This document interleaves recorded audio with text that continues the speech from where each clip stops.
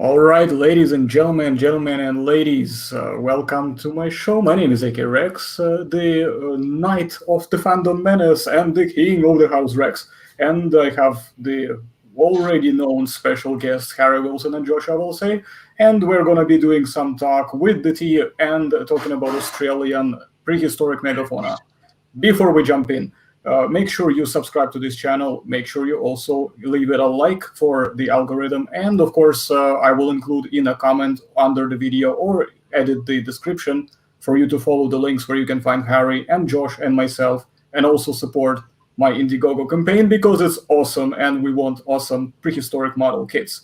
Now that we are done with this, I believe Harry wanted to start off since it's an Australian thing. So starting with an Australian guy.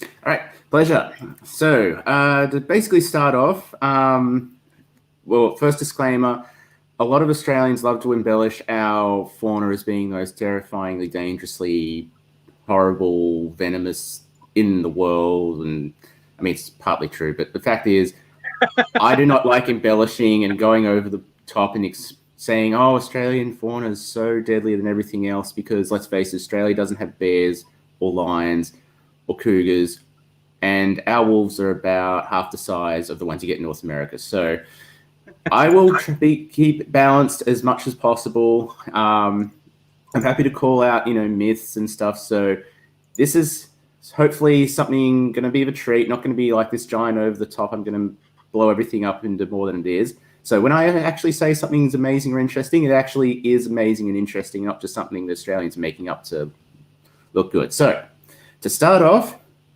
there is actually an interesting thing about Australian as a continent, how it evolved. It is actually probably the most isolated ecosystem in the world for most of history, including this one. Only Antarctica and New Zealand are now probably the more remote ones, and that was a very recent phenomenon. Well, New Zealand's not. It actually was more isolated than Australia for longer, but it doesn't even have snakes.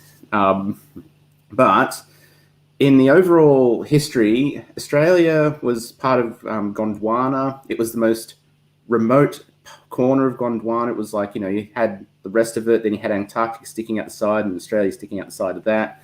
And for most of that history, at least starting from late Jurassic, lots of flooding cut off much of these two continents from each other. So there was big lakes in the middle or big seas, or it was just a little peninsula attachment or a spit attachment. So a lot of very weird animals evolved there, and a lot of it's very basal. So especially with dinosaurs, you think about the land before time, the Lost World, where, it's supposedly they go to this island and it's full of dinosaurs, even though it's modern day. This is pretty much how you could describe Australia. Sorry?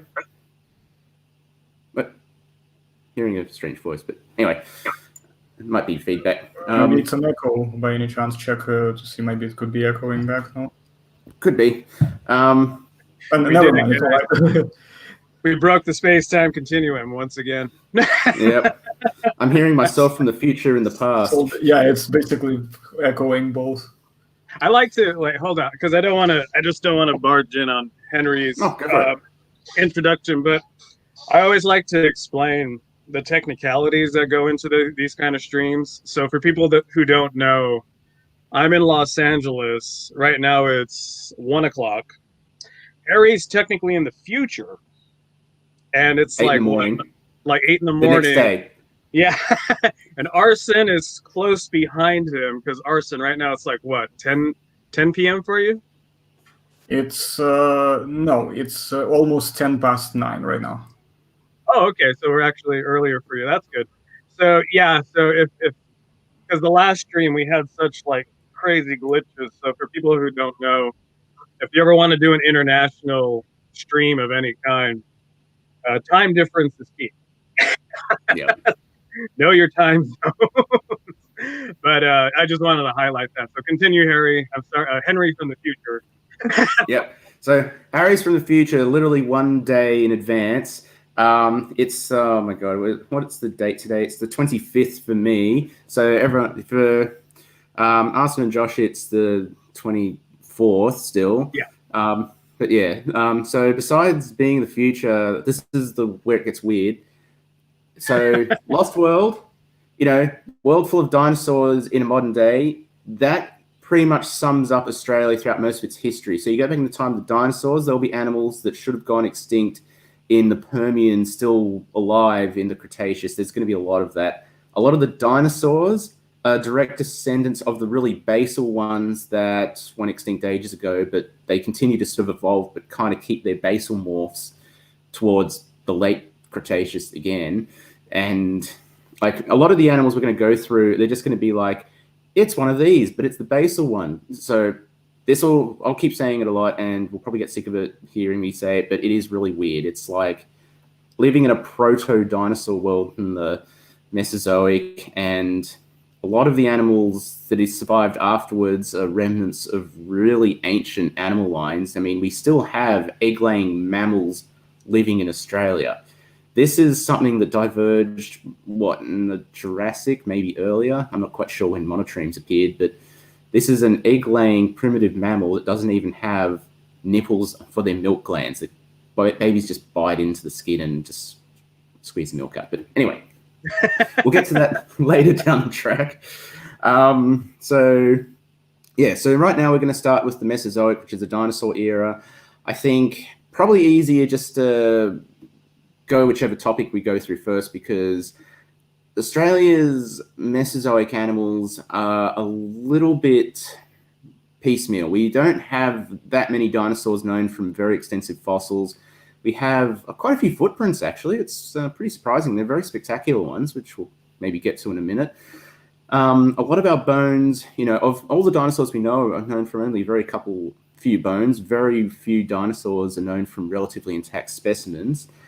And sadly, I had to spend a lot of time unlearning and what dinosaurs we were led to believe existed and relearning what actually exists, because for some reason, Australian media loves to make up dinosaurs based on flimsy evidence that aren't actually real. So I've actually gone and cited sources like the Australian Museum, which actually know what they're talking about in terms of knowledge of Australia.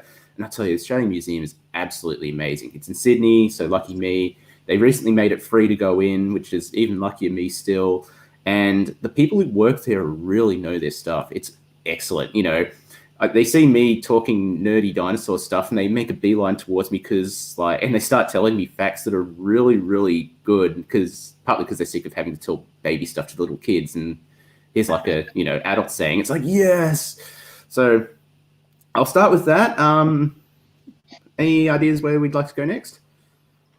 I'd say you brought up an interesting fact, because you said that there's the truth and there's the myth. Maybe it might be interesting in debunking the myth. Like what dinosaurs do we think existed that did not exist in Australia? That might be a good start, because that could whittle down our list a lot. So it's part of the tradition of the channel as well to debunk these dino-related myths, because not many people do that. There's too many people creating them, but not enough people debunking them. So let's create a bit of a counterbalance to that. Yep. So probably the biggest one that I'm going to smash up is the supergiant monster-sized theropod one. So throughout our history, because we found a bunch of really large, three-toed footprints. They're massive, by the way. They're huge footprints. They started spreading this claim that these giant, humongous Allosauruses live in Australia, and I've tried to find any information about it, and the Australian Museum just outright said, no, it's not true. Or more specifically, when I found our actual known theropod from extensive remains, which is pretty big, it's about the same size as Tyrannosaur, a larger Belosaur maybe, but yeah, there's no such thing as Raptor or the Walking with Dinosaurs giant southern Allosaurus. There's no such dinosaur as far as I'm aware. However, the large footprints do belong to, most likely, to an ornithopod, I believe, called Mataborosaurus. It is known to be about 7 meters long, I think, from the skeletal remains, but I think they might have found bigger ones recently. So it's probably in the same range. It's what? 8. About 8, I think. 8. Yeah, so they're about 8-ish, so they're very close. Well, I mean, not close, depends, because 2 meters is still a long, difference. But I was gonna say close to Iguanodon, but Iguanodon is like 10. But they are very similar in their, build overall, although they are not as related as people might think they are. Yeah. Sorry, just wanted to quickly put that in there as well. It's a big animal, basically, very big. Yeah, like a Tenotontosaurus, I think it is. It's sort of related to those, isn't it? Tenontosaurus, I'm not sure. I think Tenontosaurus is a little bit different. Mataborosaurus is a rhabdodontid. Rhabdodon has, I think, 2 species. Both are European. Oh, yeah. Which is very interesting as well, because we have an Australian taxon that is closer related to a European taxon, than, well, anything else, which I just always found very interesting. Yeah. Anyway, sorry, carry on. Oh, of course.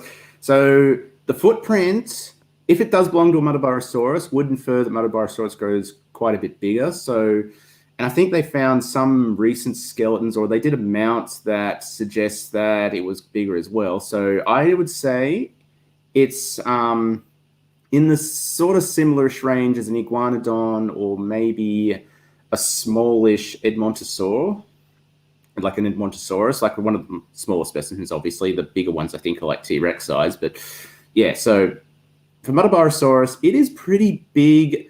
But yeah, I think Iguanodon size is a pretty safe size range for it. So sorry, there's no such thing as Raptor. That's basically the punchline. Already nuked it. There's no such thing as a Raptor.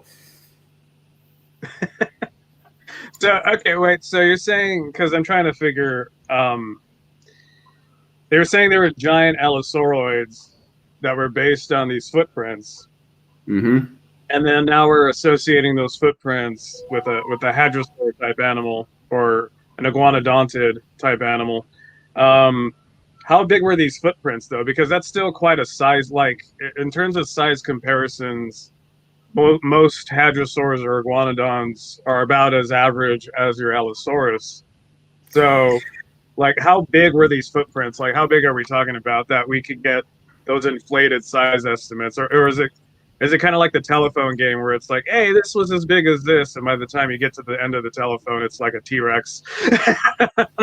Yeah, that. So this is what the kind of thing I was telling you about. So I know these footprints exist. I know their inferred size suggested something in the size range of a very large allosaurid. Oh, maybe it's... I'm not going to speculate. I'm going to make it worse. But that was a telephone game. A lot of our prehistoric knowledge and the public knowledge area is telephone game. I don't even know where they came from.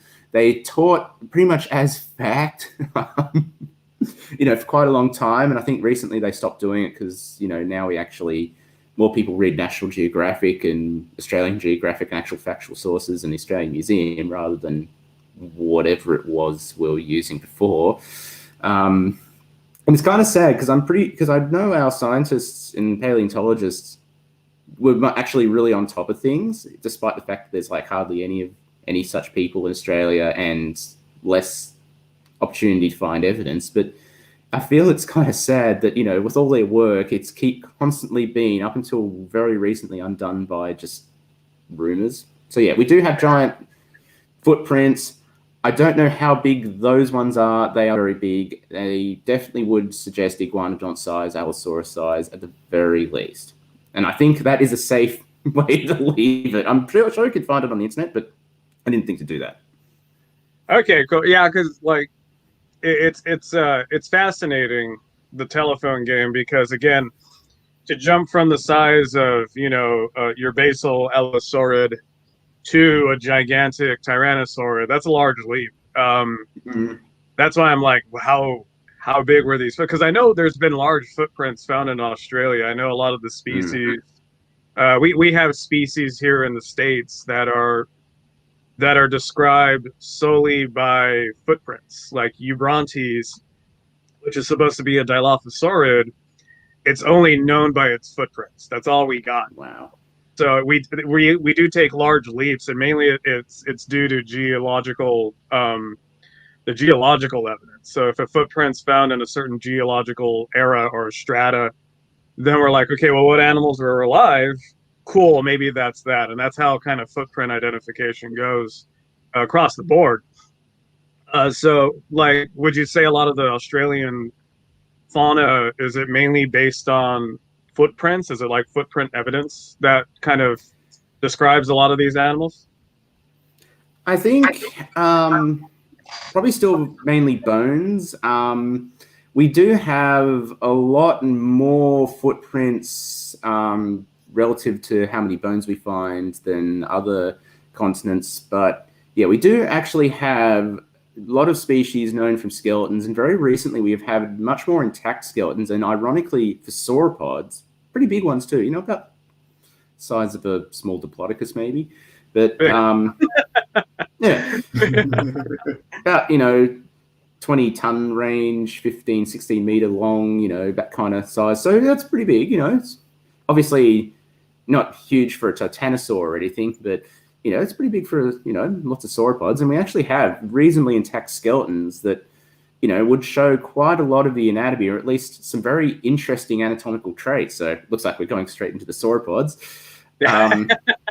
And it was a few years ago, or at least within the last few years, that at least they were published with known knowledge. We have ones that vary from incredibly lean, like Savannahsaurus, which was like a sauropod, but had sort of a more elongated, slim body and slim legs and slim build, which is, even though they're all roughly similar size, or at least they're similar length. So for them to vary so ridiculously in their body shape is quite interesting. Then we have Diamantinosaurus, which is the exact opposite. It's like the chunkiest looking sauropod I've ever seen. Its hips are like, this big, and its legs stick out, maybe that big, and, it seems to have a shortish body. So it's like this giant compressed bulldog shape, and it's really thickly built. It's like a walking barrel with extensions or something.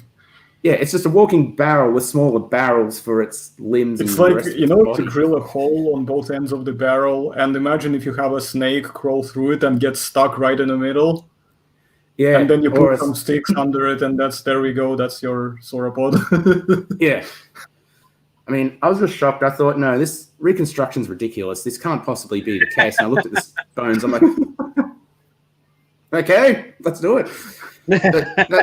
That'll be an interesting bridge to another footprint that is actually very interesting. But I think introducing the fact that these sauropods have different size shapes helps, kind of soften the blow, so it's not going to be overhyped up.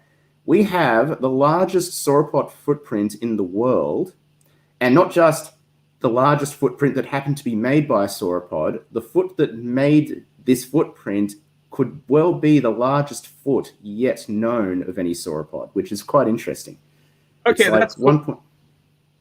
Yeah, that's cool, because we talked briefly behind the scenes when we ended our last stream, and we kind of, like, for those guys who saw our last stream on Big Cats, I think we talked for an additional hour behind the scenes, and I think it was you or Arson, I think I got that wrong, that deferred me to this Instagram page for this paleo reconstruction company. It's called CDM Studios in Perth. Yeah, it was me.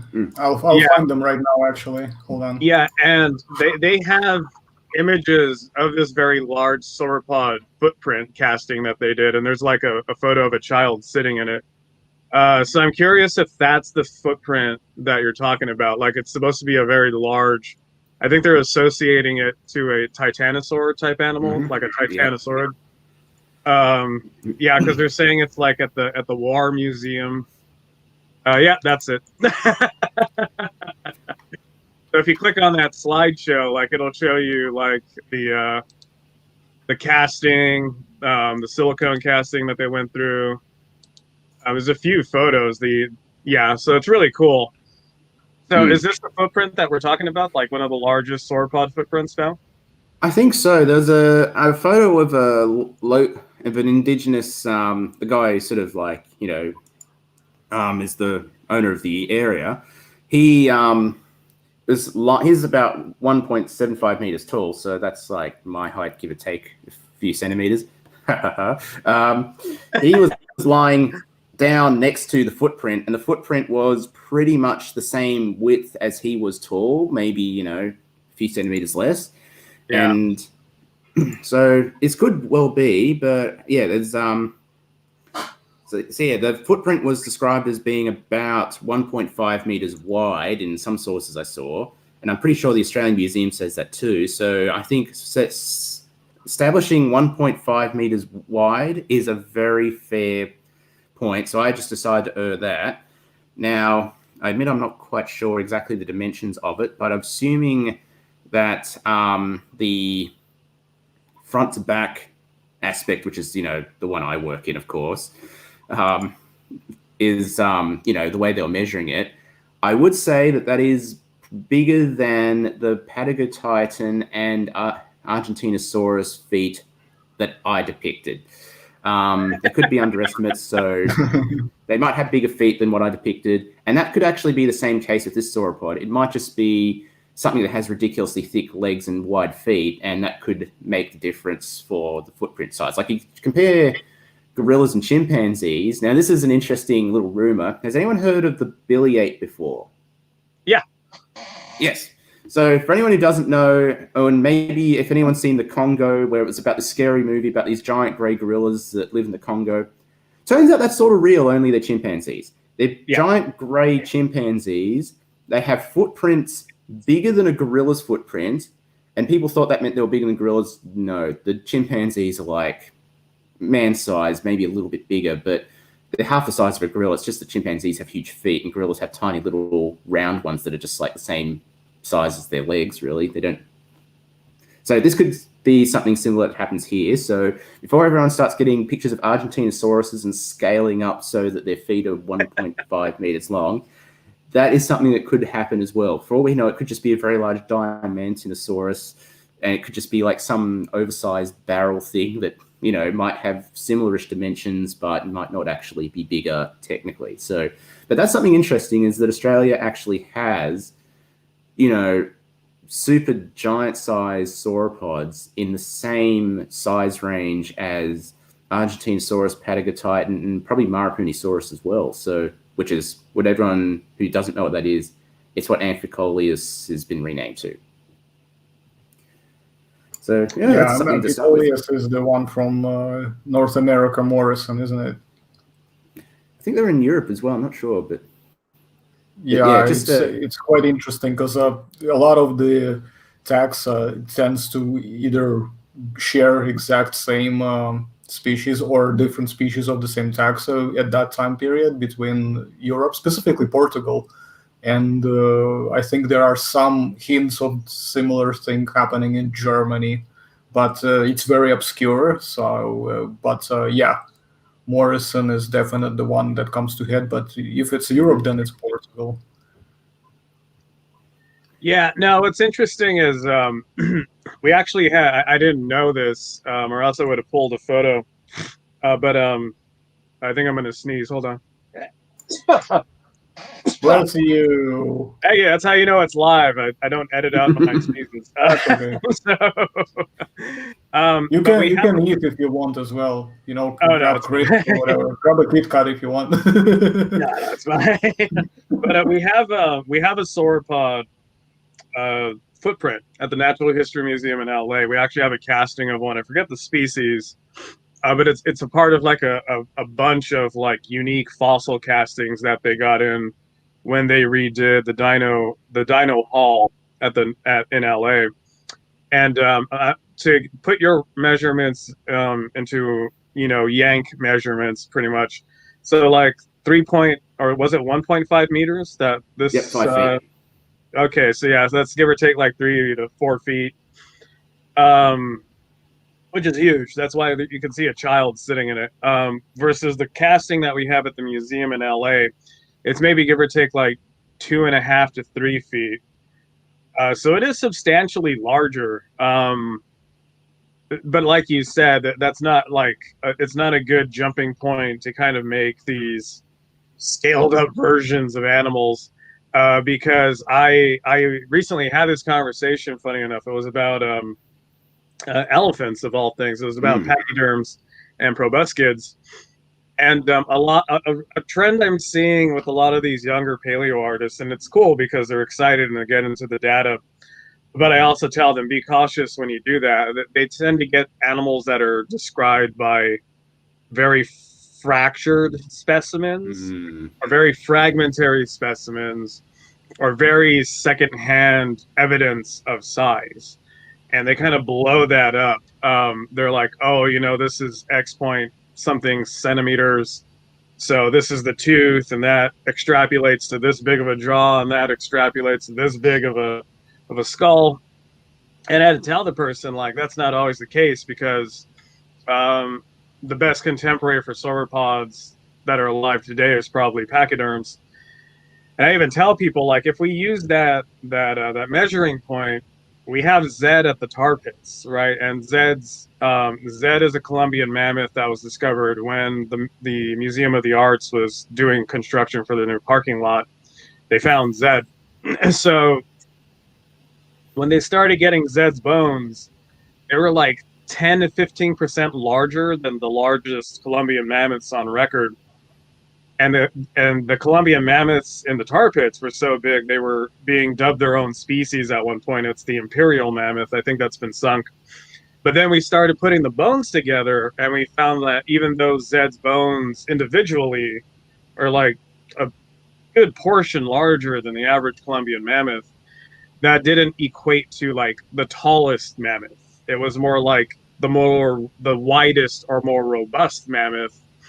But Zed wasn't pushing any size estimates that made him like, 20%. So that's like a 20% overall size where you scale it up. So that's why we tell people, like, if you have isolated data, if you have very fractured data, be careful when you're doing size estimates, because that doesn't always equate to like gigantic proportions for any animal, unless it's like notably gigantic, where it's like 50% larger, then you can start making those leaps. Do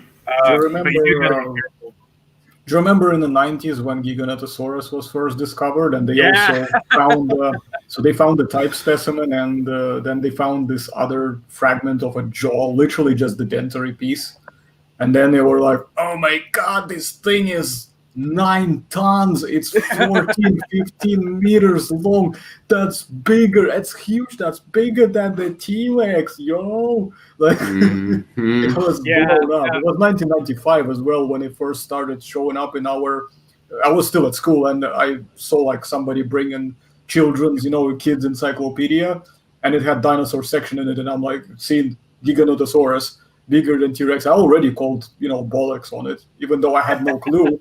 I never touched a single paper in my life at the time because, well, it was Russia, 90s. What paper? You know what I mean? Like, nobody even knew where these things and where this info came from. They just thought, okay, they found something, must be true, right? Because they said something. Internet was not yet around either, by the way, properly. It was very slow, not advanced, so you couldn't just go like here, and find this out. So yeah, I remember everybody was doing my head in because everybody knew I was a dino geek at school, and everybody from every like parallel group at class at school would come, hey yo dude, they found the predator bigger than T-Rex, and I'm like, basically pulling hairs out of my head.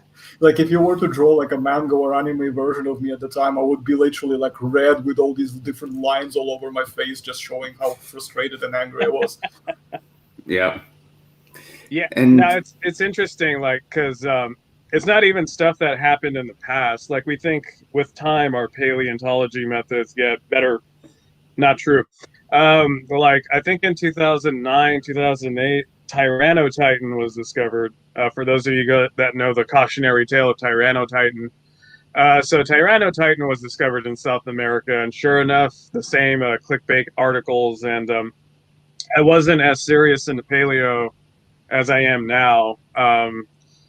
at that time, I was just kind of doing like, and it makes me understand where a lot of these guys that do internet research are led to believe these things, because you think National Geographic, they're the gold standard when it comes to scientific facts. So when you have National Geographic come out with a title that says, was it bigger than T-Rex, or this was bigger than everything ends in Jurassic Park with every one of their articles, I swear. You believe it because it's like, it's National Geographic. They've been around since the 1800s. They would never get anything wrong. No, what happened was Tyrannotitan was a very fragmented species that was discovered. And based on those fragments, and they were talking like the humeral head of a femur or something, they didn't even have the entire femur. They were saying like, oh, it was like 10 to 15% larger than Sue or some nonsense. And I'm sitting there like, okay, and I bought into the hype until I did some more in-depth research, and I found out like this thing's not even a complete puzzle. It's literally like shattered bones everywhere, and they're already saying this animal's bigger than this animal by extrapolating very fragmented data from those isolated bones. When we don't even have a complete specimen. So like all this to kind of say like it's the cautionary tale of like, even though we have a big footprint and you guys do have large sauropods, I'm not going to take away, like at the minimum you have sauropods that are as large as like Diplodocus or the like. That doesn't mean you guys should start like scaling these things up to be like as big as, you know, Dreadnoughticus or someone like one of these animals. Or these super sauropods that you have out there.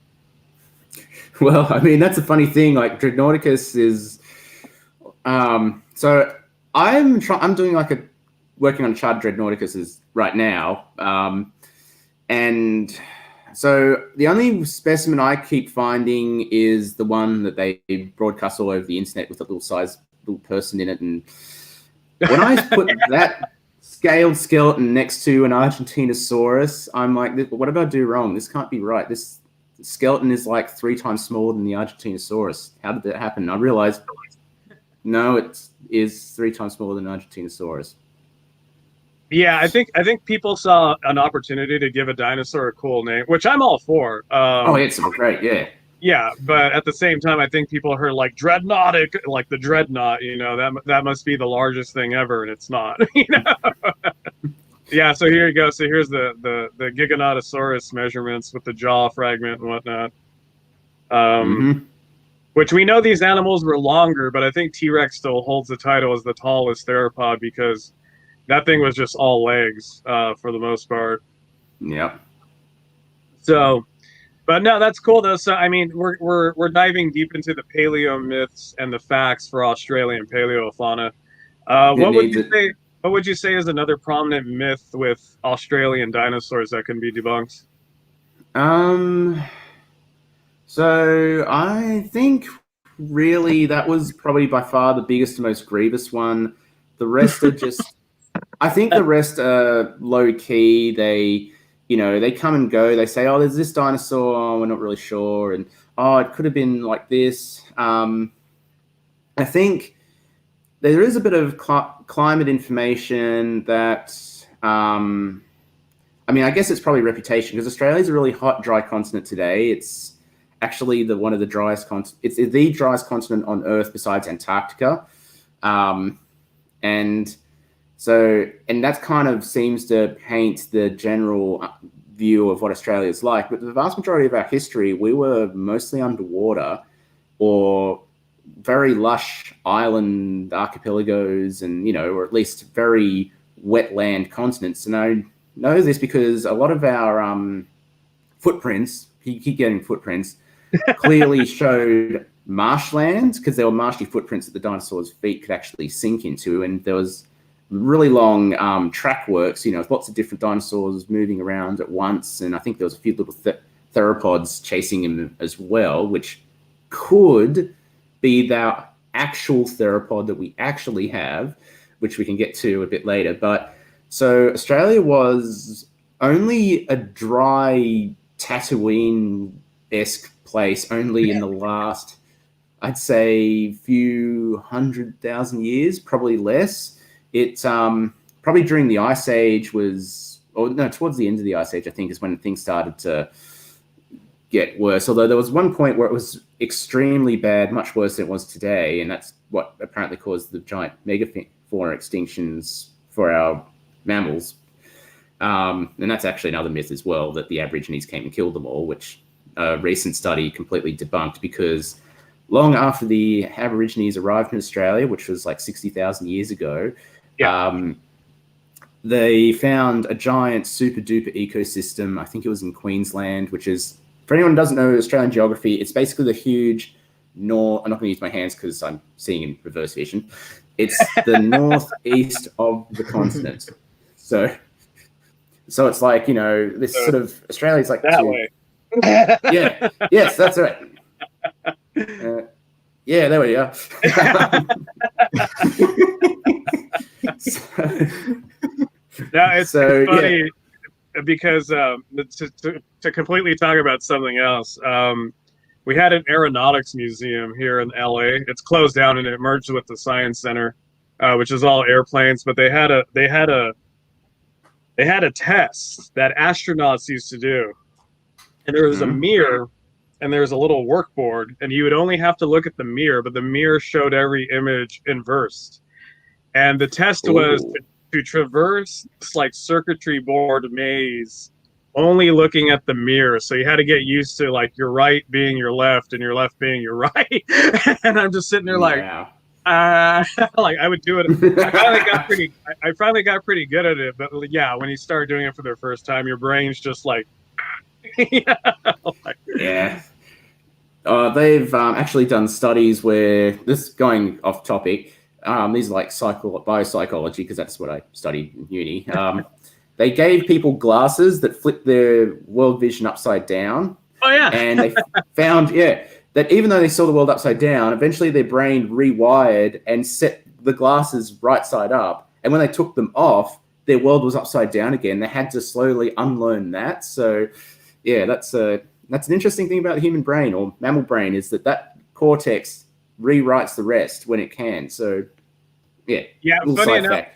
Funny enough to bring it back to sauropods, when I was working on, because right now I'm working on a huge 1/5 bust of the Brachiosaur from Jurassic Park. It's a lot of work. It's a lot of paint, like, because it's a 1/5 bust, but like 80% of that is just neck. So I'm having to go in and just like scale, like individually dot like 3 to 4 feet of neck. And I was watching Bones. For those of you who don't know, there's a show called Bones with David Boreanaz and one of the Duchanel sisters. And she brought up that experiment about the flipped glasses. It was 3 days and your world vision would get flipped, but you would adapt. And then 3 days later, when you took it off, your brain would rewire it. So it's like a 3-day adaptation period before your body becomes accustomed to like whatever it is you're trying to do. So that's really cool that you mentioned that. Like, it's just funny because I literally saw that episode last night and heard about that experiment with like 3 days. So yeah, so I'm working on this Brachiosaur bust right here. So that's right now I'm doing all the underscalation patterns. I'm referencing Stan Winston Studios, and then we're doing a base coat. I'll be doing a base coat over that once I'm done. But while I was doing that, that's when I heard that story about the glasses with the Bones. the story you just brought up right now. Yeah, it's great. So, alrighty. I think we covered most of the myths about paleo in Australia, which is cool. Let's get into some of the larger, like more prominently known dinosaurs that do exist in Australia. Just because I bought this cast, so I want to show it off. And then while I grab the cast, I want to do some shout outs in the comments because we have a live stream going on YouTube. Yep. So this is the cast I bought. So this is a Megaraptor claw. This is the big one that's from South America, to which all Megaraptors were named, and it's probably the best story about the worst named dinosaur out there. So, but before we talk into this, I wanted to give some shout outs. So we had some fun comments. Let me see here if I could find them. Someone said, the crew is back. That's Martin Caleri. So yes, Martin and the crew is back. Mr. Vigilant says all legs, dude. So that's in reference to our T-Rex comment. So yes, T-Rex is definitely a leg guy. If there was a T-Rex never skipped the leg day. No, he's all nothing but leg day, leg and core. That's T-Rex. And then let me see here. Australia Venator Claw. Okay, so Torvo's saw the. So no, this is a Megaraptor, but Australia Venator is the Australian Megaraptor species. So I'll talk about why these things are called Megaraptors, and then Henry, you go ahead and jump into Australia Venator, and just give us the rundown. I think we got some images. I have some terrible Megaraptor art. Arson, if you want to throw that. Yeah, sure. I mean, why not? Full disclaimer, the art you're about to see on my end, like none of it I think is accurate in any way or form. Give me a few seconds to grab it. Yeah, so these were drawn, again, before I was very into paleontology. I was doing illustrations for magazines. I know, that's the Megalania. That's Megalania. Oh my God, why did I think it was? I don't know. Right, hang on a sec. Let's see where we can find it. That's for later. Yeah, that's way later. That's way later. Yeah. There you go. So these were Megaraptors attacking one of this sauropod. I think it's like a Margosaurus or something, but it has those spines that come out of the back of its neck. Now, Megasaurus, I think. Yeah. So at the time, South American paleontology wasn't that well recorded, or if it was, the information wasn't out there readily available. Like it was just like what were the South American dinos, and everybody would kind of pull a land before time where you're just mixing species from different eras that never coexisted, but you're just like, well, they're dinosaurs, so they all lived around the same time. So that explains this piece, because there wasn't, the information that we have now wasn't out at the time. And then I think this was done in like 2010 from me or the magazine Prehistoric Times. But I think even the reconstruction is wrong, because at the time they didn't even find enough of the skull to extrapolate what the skull looked like for Megaraptor. But to tell you the story of Megaraptor, so if you notice on the art, the claws on the hand. Originally, this claw was thought to have been on the foot. Because I think what was only found at the time were a few phalanges, maybe some tarsals. It was like, very fragmented bits. And this giant claw. And the biggest claw at the time was Utahraptor. So this was actually a lot bigger than Utahraptor. And I've seen the Utahraptor foot cast in person. It is definitely, it's like 50% bigger. Because I think Utahraptor is like roughly this big, the bone core, and then the rest is sheath. So this is probably as big as a Utahraptor claw with the keratin sheath. But for the Megaraptor with the keratin sheath, we're probably talking about a claw maybe like that big. Wow. So it's a very big claw. So understandably, the people that discovered this claw misidentified it as a dromaeosaurid, named it Megaraptor because they only had the claw, and then they went back and found more of the animal, and they were like, oops, it went on the head. And so the Megaraptor, I think, is still floating around, but I think it's associated with Megalosaurids now. I'm not sure. No, they're not. Did it change again? They're not. They are associated. They were associated with Allosauroids, and as of recently, then they were reassociated with Tyrannosauroids, and then they were reassociated again with Coelurosaurs as a whole. And overall, I think it's a big mess. And if Jeffrey was here, he would start ranting. Okay, so we don't even know what they are now. Like, no, we have no clue. Think of it this way. Think of it as a mutant hybrid between Baryonyx and an Allosauroid-ish kind of thingamajig. Yeah, so like we don't even have a clear. That's how fragmented this data has been with for Megaraptorids. Um, but this is the cautionary tale of, again, isolated element associating it to a species being completely wrong when you find the rest of the animal later on. So that's the story of Megaraptor. But this is the Megaraptor claw. So this animal this classification of animal, the Megaraptors, were alive in Australia because now we have Australovenator. That's the biggest. Is that the biggest species of Megaraptor that we have in Australia?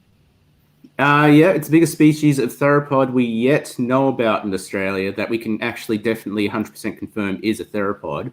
And we have some rough idea of how big it grew too, which is even better.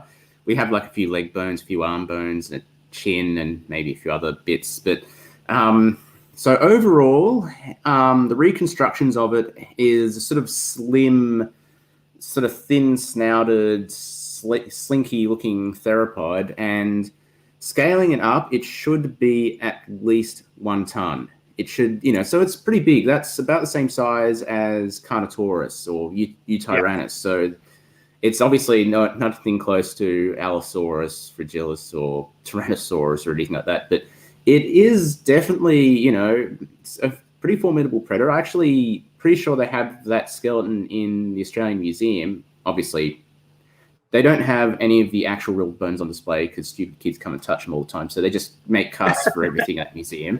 But the cast replica recreation of the skeleton is amazing. It is pretty big. It is definitely, a very imposing figure. And it seems to be a modest and plausible match for all those little tiny footprints. I'm not sure if they're from the same time or not, but, you could easily see at the very least with the footprints chasing after all these other herbivores of all these different sizes, that's probably reflects what Australovenator had its, what it preyed on as well. Though my guess it probably preyed on smaller animals, given that it had very slender, thin jaws. They weren't the huge crushing kind of jaws you see on other biggish theropods. It was a very sleek, slender creature. So it's probably, I don't know, maybe the, Australian equivalent of a very, very, very large jackal, maybe. It was probably something larger, preyed on smaller animals, is probably my guess. But unfortunately, and it's really sad, we don't have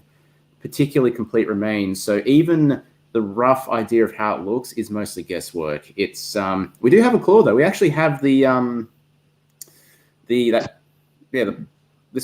The kill claw. The kill claw. I'm not sure it's as big as that, though. I remember looking at the skeleton cast, it was a bit smaller. So I'm guessing it would probably be smaller than actual Megaraptor. But yeah, it's still a very interesting theropod, and I hope we find more remains of it, more intact ones, because being able to put that together would be very interesting, because this could be one of the first actually very largish but very slinky-ish theropods besides the Spinosaurids. So, and obviously not really a aquatic one either. So that would actually be an interesting question for you as well.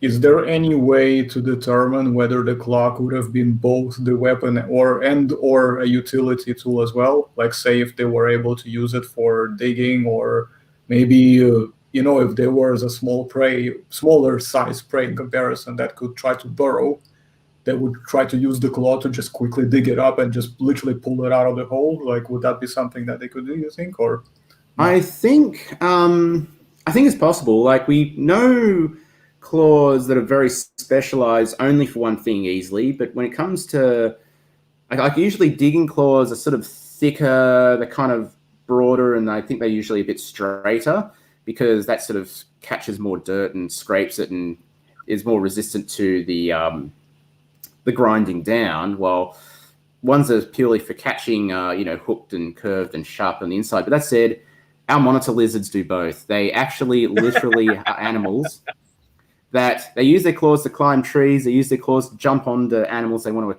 attack, which is actually pretty rare. They don't do that very often. They only attack animals roughly their size. Excellent. I'll get to that shortly. Yeah. But they also, goannas are notorious for preying on animals that live in burrows. they use their giant claws to dig away, and then they stick their really long necks down. They grab them. They usually crush their skulls, I think, and then pull them back out and eat them. So that's allegedly what they do. I'm sure the parentes are strong enough to do that. I know usually most goannas aren't quite that powerful because, although then again, they can bite people's fingers off, so maybe they are. It's a bit of a mystery. So the infamous goanna story. Mm-hmm. What was that the last stream we did on big cats? Was that the goanna story that we I think so? Yeah, that's right. Because monitor lizards usually attack anything they can't take down immediately. They lacerate or they use their little very mild venom. So, the quick fact: monitor lizards do have venom, but it's so borderline that the people who say it's not venom, they actually have a really good point. It's not like so much toxic as it's just a coagulant that stops healing. So it does have a very mild venom. It's like the most minute venom you could possibly get from an animal and still call it venom. And as I said, you can plausibly say it's not, but they do have in their saliva enzymes that stop healing and cause bleeding, and that's what they usually do to kill prey. Komodo dragons have that on top of all their other venom toxic cocktails in their mouth.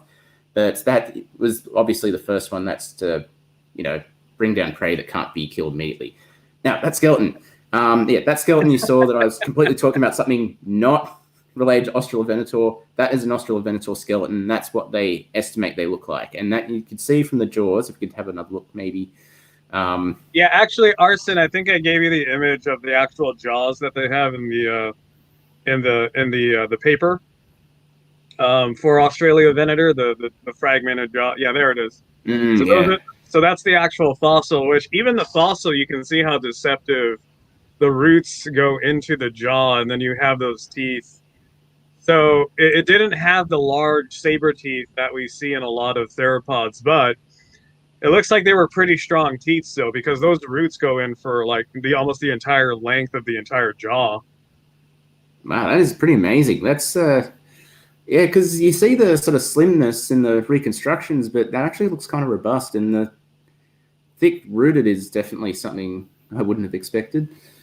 So, yeah, maybe they would have actually been able to possibly prey on something more substantial than what I thought. Maybe the track works do just reflect their general dietary niches. After all. We're learning new stuff here. Learning new stuff, yeah. It could also be something else. It could be that might be related to how they were actually, not necessarily to what they were killing, but how they were killing things. Because that's a big thing as well. Yeah, because here's the thing. Like I've noticed, say for Spinosaurids, because those things are insane. And then Torvosaurus is, I think, the only other animal that kind of breaks the rule, but most theropods I've seen that have very large hand claws, so even Allosaurids, Carcademosaurus, the list goes on and on. The teeth aren't actually that long. And I think that's because they're not using the teeth as the sole means to kill. I feel like theropods that had these giant saber teeth, like Tyrannosaurus, Ceratosaurus, like these really big theropods, that was their primary means to kill. Ergo, they were kind of doing the same thing that we're seeing with saber cats, which is they're stabbing the animals with their teeth or those crushing bites, and they're just kind of letting their mouths do the whole work. Which with Megaraptor might be a completely different dynamic, where it's like they're compensating for the lack of tooth length with these giant claws, and they're kind of implementing like the saber cat means of killing, except instead of their mouth, they're just using their hands to stab. Like, I mean, even for a dinosaur, like that much going into you is going to do the job to kill, like that'll do it. Like I don't see how else this thing's going to murder everything else. So it seems like Megaraptors, for the most part, were using their hands as killing tools so much that it gets to a point where it's like their mouths were literally just being designed for feeding or holding, but the hands were doing most of the brunt footwork for the most part. The hands were doing the footwork. That's a very interesting theory. We need to quote that. We do. Megaraptor. Someone's quoting in the comments, I know. Right. Megaraptors. The hands are doing the footwork. Josh, 2020. 221. Oh, 221. Yeah. Yeah, we survived. Yeah, I still have 2020 on the brain. I swear. So, but no, that's really cool. But you also mentioned so Australovenator might not be the only Megaraptorid species in Australia, right? Because going back to CDM, they did a reconstruction of a whole other Megaraptor species, which this is probably one of the most beautiful reconstructions I've seen of a Megaraptorid, considering all the fragmentary evidence we have. I don't know the name of the species off the top of my head. Let me see if I can find it. Is this the whole thing? Did you send me the picture of it? It's like a... No, it's on the it's on the Instagram. It's Megalosauropath. Is that what it is? Never heard of that one before. Is it on the CDM studio page? If it's on the CDM, then I can share it right now. Yeah, it's on the CDM Studio first page. So it's that one you guys showed me where it's like that orange coloration with those beautiful stripes. Yeah, I can find it. But I mean, when it gets pulled up, like, this is one of the most beautiful reconstructions I've seen of this animal. But like I'm looking at the hands, it looks like it might be a Megaraptor species. I don't know. But it looks like it's called Megalosauropath, which from what they're saying was 4 meters long. So that's a pretty tall. Yeah, that one right there. Yeah.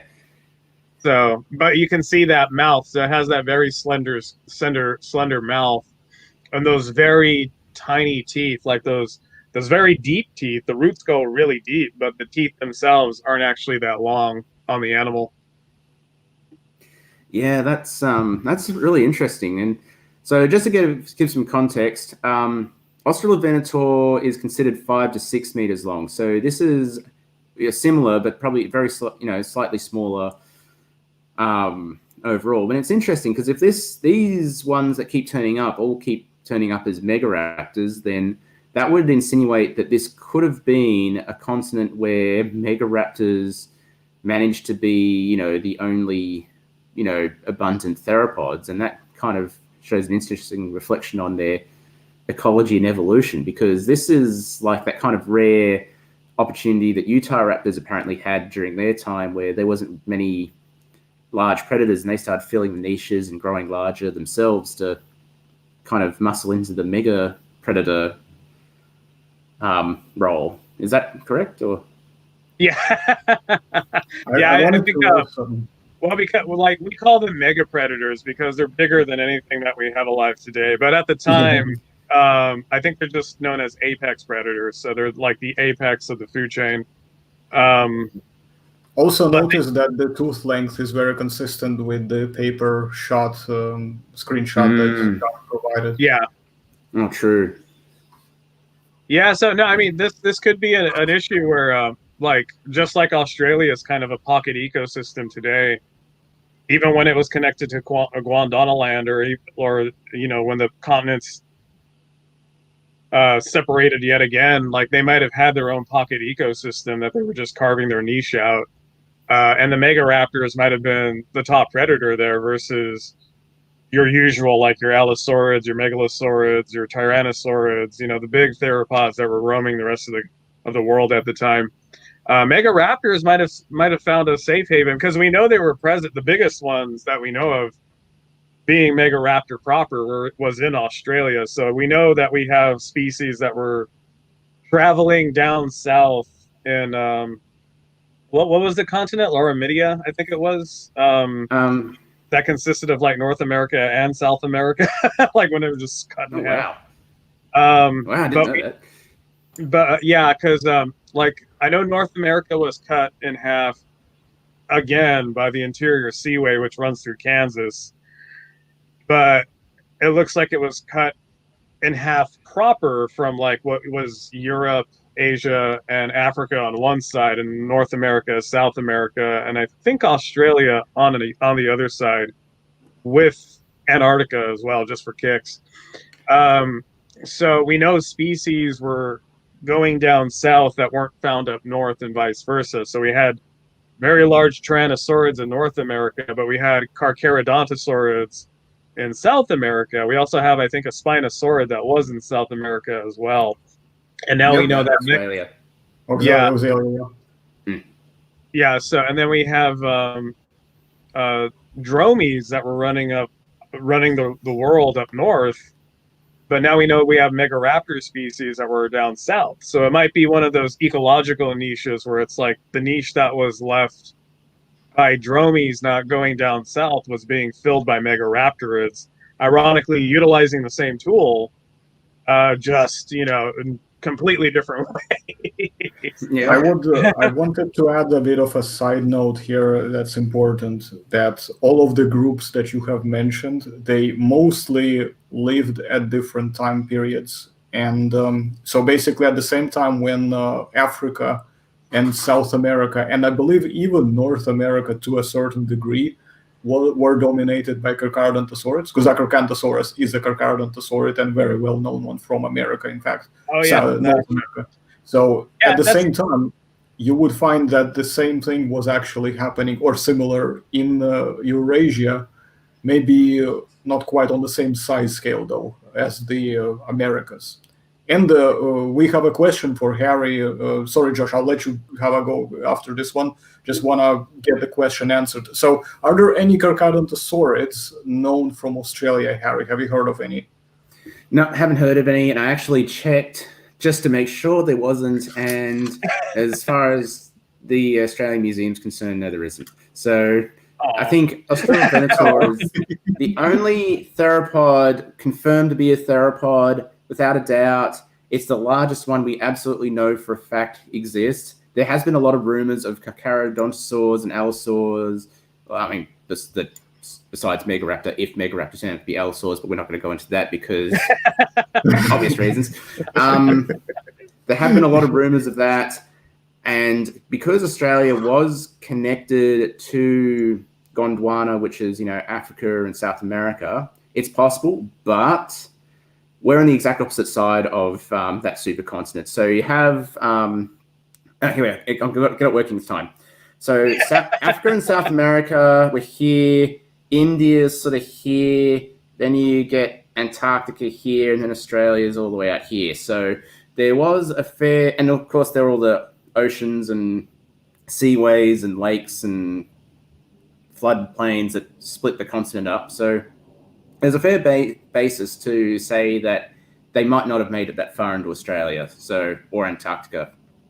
So, and I think as well, one way to diagnose what could have been in Australia was what was in Antarctica, because Australia and Antarctica were very much on the same little side of that continent, while the rest, where all the other big animals were, on the far other side, and they were a little bit remote from each other, even when the continents were joined. So far it seems no. Well, there we go. That answers that question. Thanks very much, Harry. Sorry, Josh, I didn't mean to cut you off there. Just really wanted to take care of the question. Did you want to add something on top of previous Kool-Aid? No, I mean, I think it's important to note the myths because, like you said, Harry, these are a lot of the big myths. I think we even had Arson. I sent you. It's a really cool documentary. It's definitely dated, but it's a stop-motion documentary on prehistoric Australia. And the dinosaur section of it is definitely loosey-goosey because the evidence was all over the place. Mm-hmm.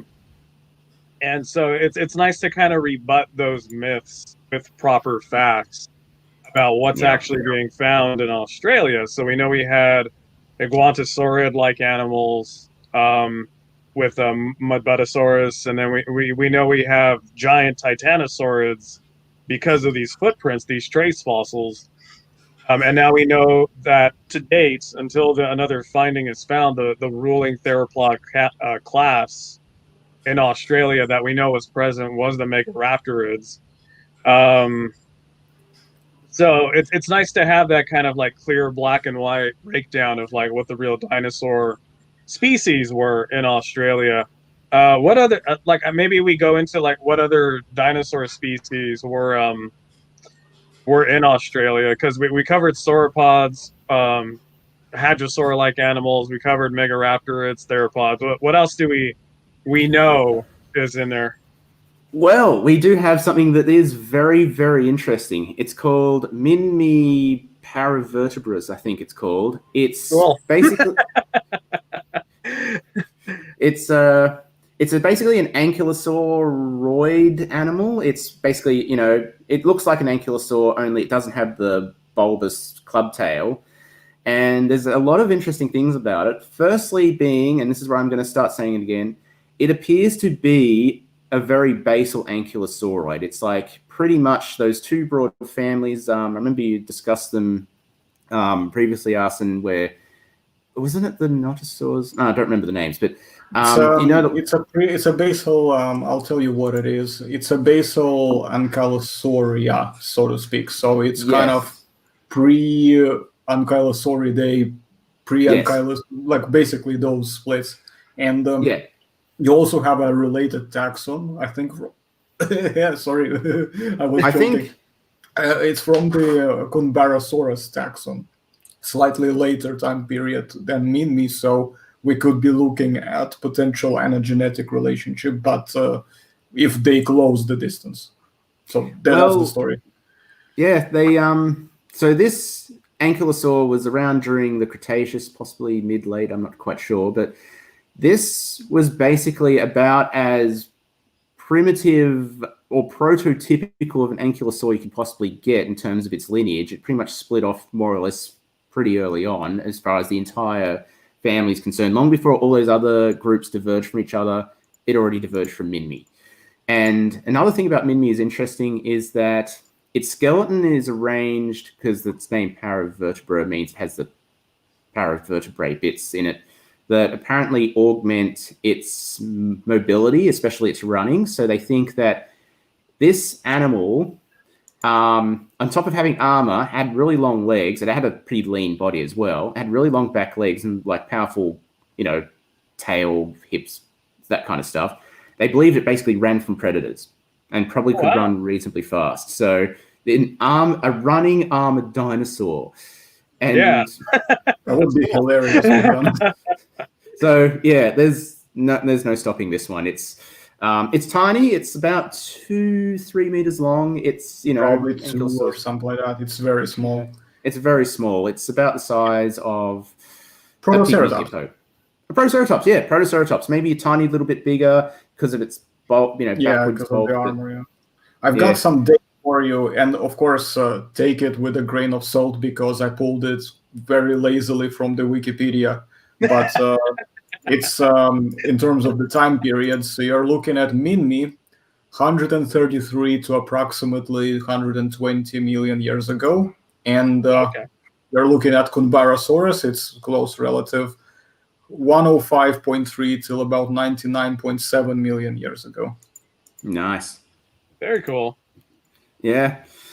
And actually, I might sort of push a theory I've been pushing, and obviously take it with a grain of salt, but this is an armored dinosaur that runs away from predators and used its mobility and its armor to do so. And I sort of speculated that because all dinosaurs have that quadrifemoralis muscle, which is like connects the sort of like about the mid femur, to straight to the tail, bypassing the hip. And when the legs move, the tail move. You'd wonder if other armored dinosaurs didn't do the same. It's just that they were slower because they were heavier, but they made up for it with their club weaponry covering their escape. And so that would mean, instead of the stereotypical, every time an armored dinosaur is confronted with a predator, it just sort of turns around and starts wiggling its butt around. Instead, if it just ran away, and, no matter how fast or slow it did, it could just count on its weapon just swinging away as an automatic function of moving. And its only need to defend itself is just to change direction every time the predator tries to go after it. So I'd say it's, with that. Ankylosaurids, you have something very interesting going on. If you look at the early Ankylosauridae, and I mean the Ankylosauridae in the family, you have things like Cedarpelta and Gobisaurus. And I think there was a Shamosaurus as well, which are much earlier in terms of the time periods. And they don't have tail clubs, but they are already the basal sort of proper Ankylosauridae. but the later ones, like Diaplosaurus, they have a prolonged tail club. Then you have Anodontosaurus from Canada, which has a pointy sideways, kind of pointy, like hammer tail, literally hammer tail. So it's got a warhammer for a tail. And, straight hammer for a tail. Yeah. And then you have an Ankylosaurus and Euoplocephalus, Scolosaurus, which has a round sort of tail club. So it's like a mace tail, you could say, pretty much. And yes, you could be correct that also there's notice another thing. I think the later Ankylosaurids also had stiffer sort of tendons kind of structure on their tails, so they would not really bend them too much. They would kind of be very springy. Imagine like if you look at a longsword, European longsword, if it's properly made, you would try to bend it, but once you let go, it's gonna spring back to its original shape. That's kind of what Ankylosaurus kind of proper tail was, I think. So it would basically be very springy. So if it tries to run, anything that tries to catch it in the back, it's gonna get basically hammered without it even looking. So yeah, someone really fast. Someone in the chat mentioned that I guess the game The Isle, has a Mimiosaurus that shoots blood out of its eyes like horny toads do. Like, do we have a picture of that model though? The Isle. I never heard they made one for this game. I can look it up if there is one. So give me a few seconds. If you want, you can address other questions while I look for it in the Google. Give me a few seconds. Definitely. Like there's also some Megaraptor questions, but just to touch base on the Mimi. So Henry, one of the interesting things you noted about your theory is we do have contemporaries alive today that kind of fit that armored dinosaur niche. We have armadillos, and then way earlier in the Pleistocene, or even further back, I think we have glyptodons, and they're same structured animals, but they're two very different functions of it. Like an armadillo, I think when you first run into an armadillo here in the States, the thing that catches people off guard is how fast those things are. like those things run. I swear I've seen those things because I think they're even found in marshland, and they just burn across the water. It's insane. That's a funky looking animal.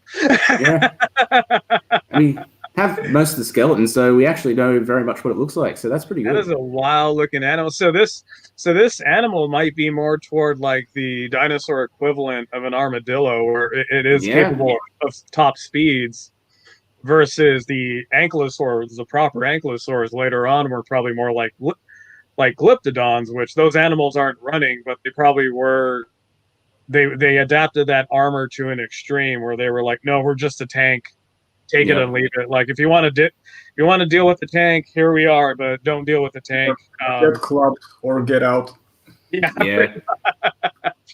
So, but yeah, this is a really strange. This is a very interesting. This is the first time I'm hearing about a galloping ankylosaurus. Yeah, I was shocked to read about that as well.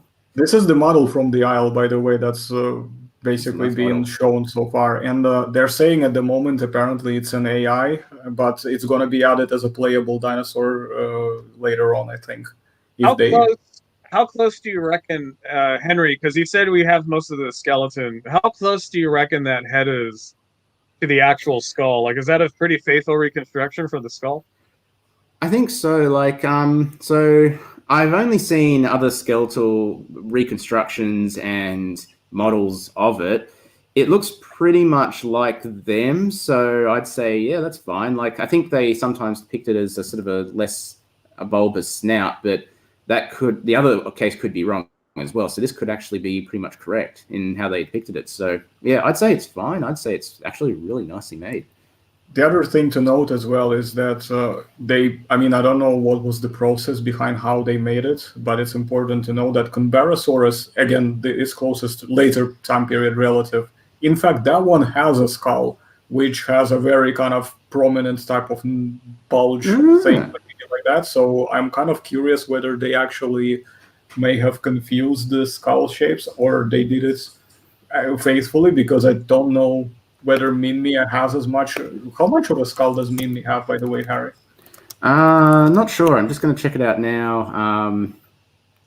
But there we are. Yes, a lot of the skull actually. It's early on in a web search. It looks like they found pretty much the whole skeleton besides the right forelimb and right hind limb. So it's and a bit in the middle of the neck. They even have a lot of the osteoderms as well. So the skull, it appears that the front part is a little basically missing. So it's, I'd say what they did with the eye was a fair call, actually. It's it seems that Minmi also has a bit of a broad cheeks as well. So yeah, I'd say it's pretty good. It's I'd say what they did is perfectly fine. Yeah, back to the comments real fast. So we have a quick armadillo story. So John 42 says, I tried catching an armadillo when I was a kid and found out how fast they are. And they use their tails as a club because he smacked me real good when I tried grabbing it. So yeah, armadillos are no joke. And then there were some comments about us using the Isle just for a scientific talk. But I will say the Isle actually has more scientific models. They have their hypo models, which are these weird mutant-looking things. But as far as their contemporary dinosaurs, they do actually have more accurate theropods than some of the other games. Just not to call out other games, but like what we said here with Mimi, with it having osteoderms, one of these other games that people like to parrot are scientific. Took an animal, a dinosaur that had osteoderms in the fossil record, and put those osteoderms under the skin and gave it filaments that made it look like an emu, just for giggles. So, why? How do they? How do they think it works? Yeah, no, that's one of the more champion scientific dinosaur games out there too. So, well, like, I saw that and I was like, how the hell was this ever parroted as science in any way or form? But I got a news flash for everybody. The Isle is also maybe one of the only ones that actually is a game as of the actual product, you know? Yeah, you can actually play the Isle as a complete game, guys. Yes, you can. You can, in comparison to some others, which takes 7+ years apparently, and longer. And like 100K plus bucks, and still we don't have a whole lot going on with it. But yeah. But before we move on real fast, though, now that we did our there was another question, I think, that was there was something about Megaraptors, actually, just to get back there. I'm trying to find it. So people started asking, there's two questions. One's from Martin. Martin asks, what was the ecosystem and what other fauna were contemporary with the Australian Megaraptors? So do we know, Henry? Yeah, pretty much. I mean, I can't really put the exact dates together, but it seems that, given that a lot of areas were flooded, there was also a lot more moisture in the air, and to the point where a lot of Australia was marshy.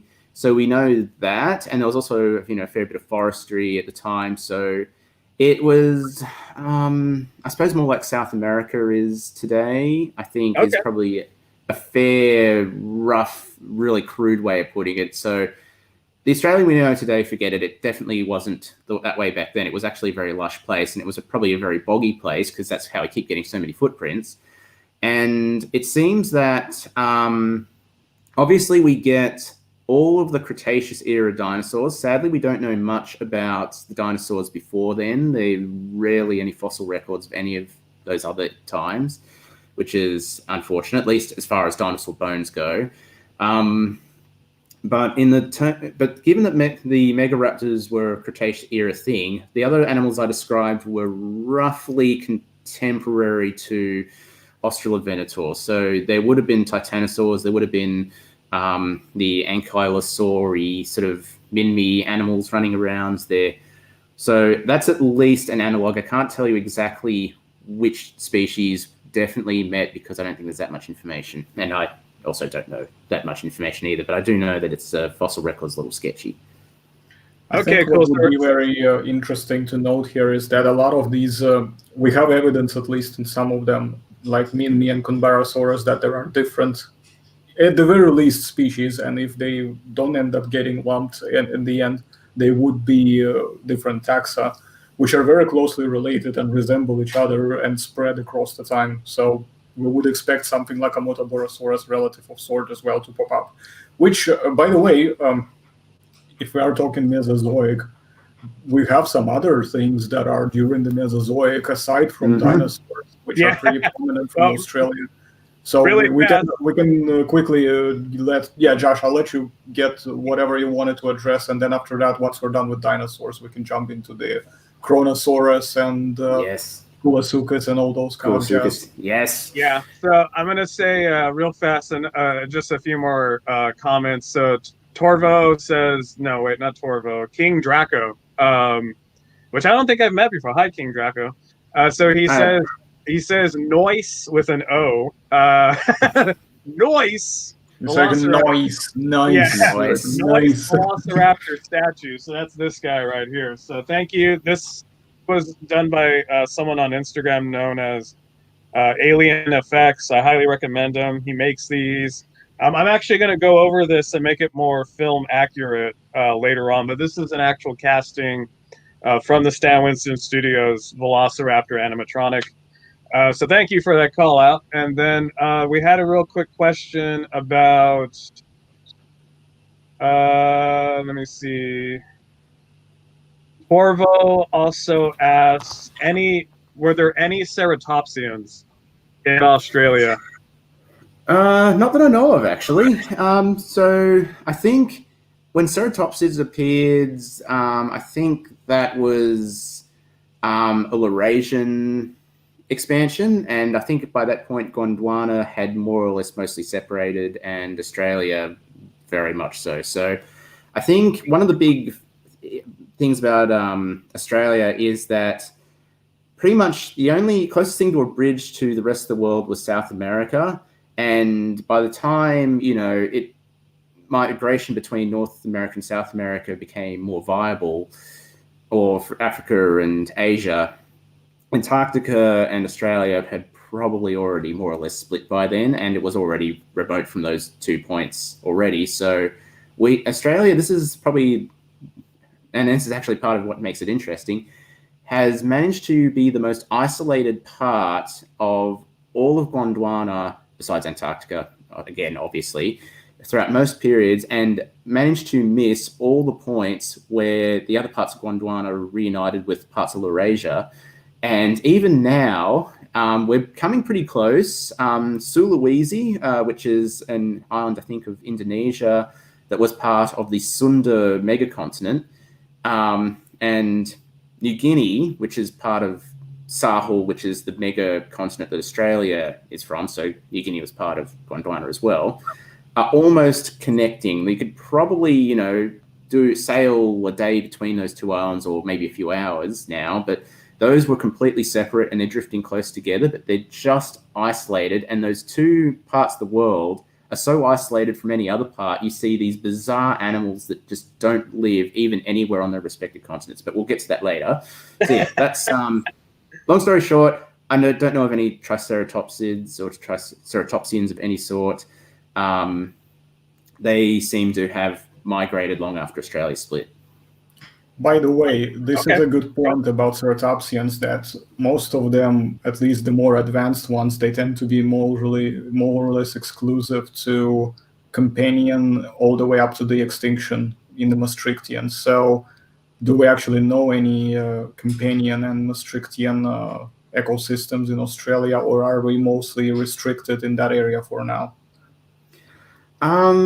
So I think I'm not actually sure. I know that most of our fossils don't really cover that area, but that's more the dinosaur fossils. I think possibly marine fossils might.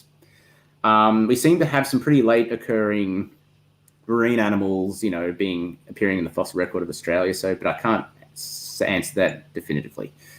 Right. Cool. Cool.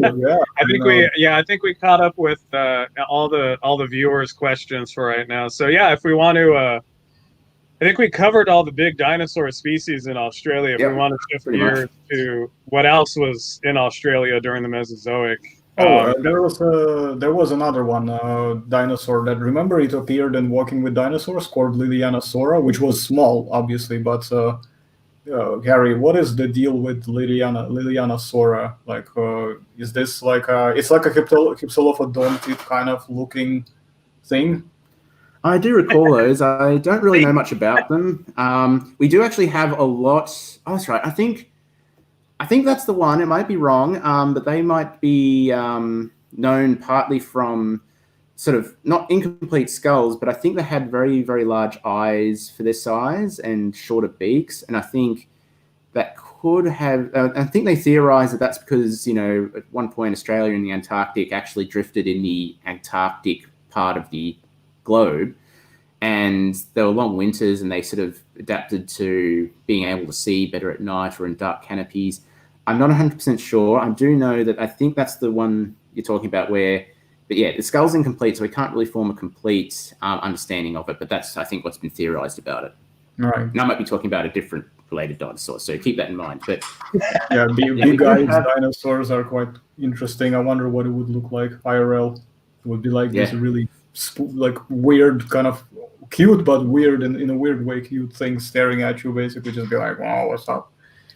So yeah, I think we do have a lot of compact, bipedal, long-legged ones that are usually herbivores. That's probably the most common dinosaur fossil we actually find in Australia, are these sort of small, sort of beaked bipeds. But even then, the fossils are way too fragmentary that I'm probably starting a telephone game just by saying that. So I think Australian Museum very meticulously tells you what not to assume about these animals. So I think if you're confused about anything I say, just go on the Australian Museum's website and go onto the dinosaurs. They clarify it a lot. So this is a really good that their museum in particular does a very good job at it, because there are a lot, unfortunately, I don't want to point to any specifics as it's not really, into this topic, because we're not ranting about that here right now, or else we're going to be stuck till morning. For myself, in my case, morning. In Josh's case, it would be late evening. So ranting about how museums sometimes they just like promote these things that just aren't true, and you, based on what you're describing, your museum does not seem to be following this, which is a good thing. More museums should do that. I checked it myself. Yeah, that's another time. But yeah, I did actually check my research against theirs, and it's like, oh, they actually found more than I did. So. There we go. Australian Museum. We're able to verify it independently, which is one of the prime conditions, of doing science, is being able to independently verify the information. Then, of course, that means something's good about it if that's checking out. So, Josh, do you have any other dinosaur-related things, or are we ready to move on to the other creatures of the Mesozoic in Australia? No, I think we're going to move on because, like you said, Harry, in the beginning, you teased that there were some things that were around in the Permian that survived all the way into the Cretaceous with Australia being its own pocket ecosystem for the most part.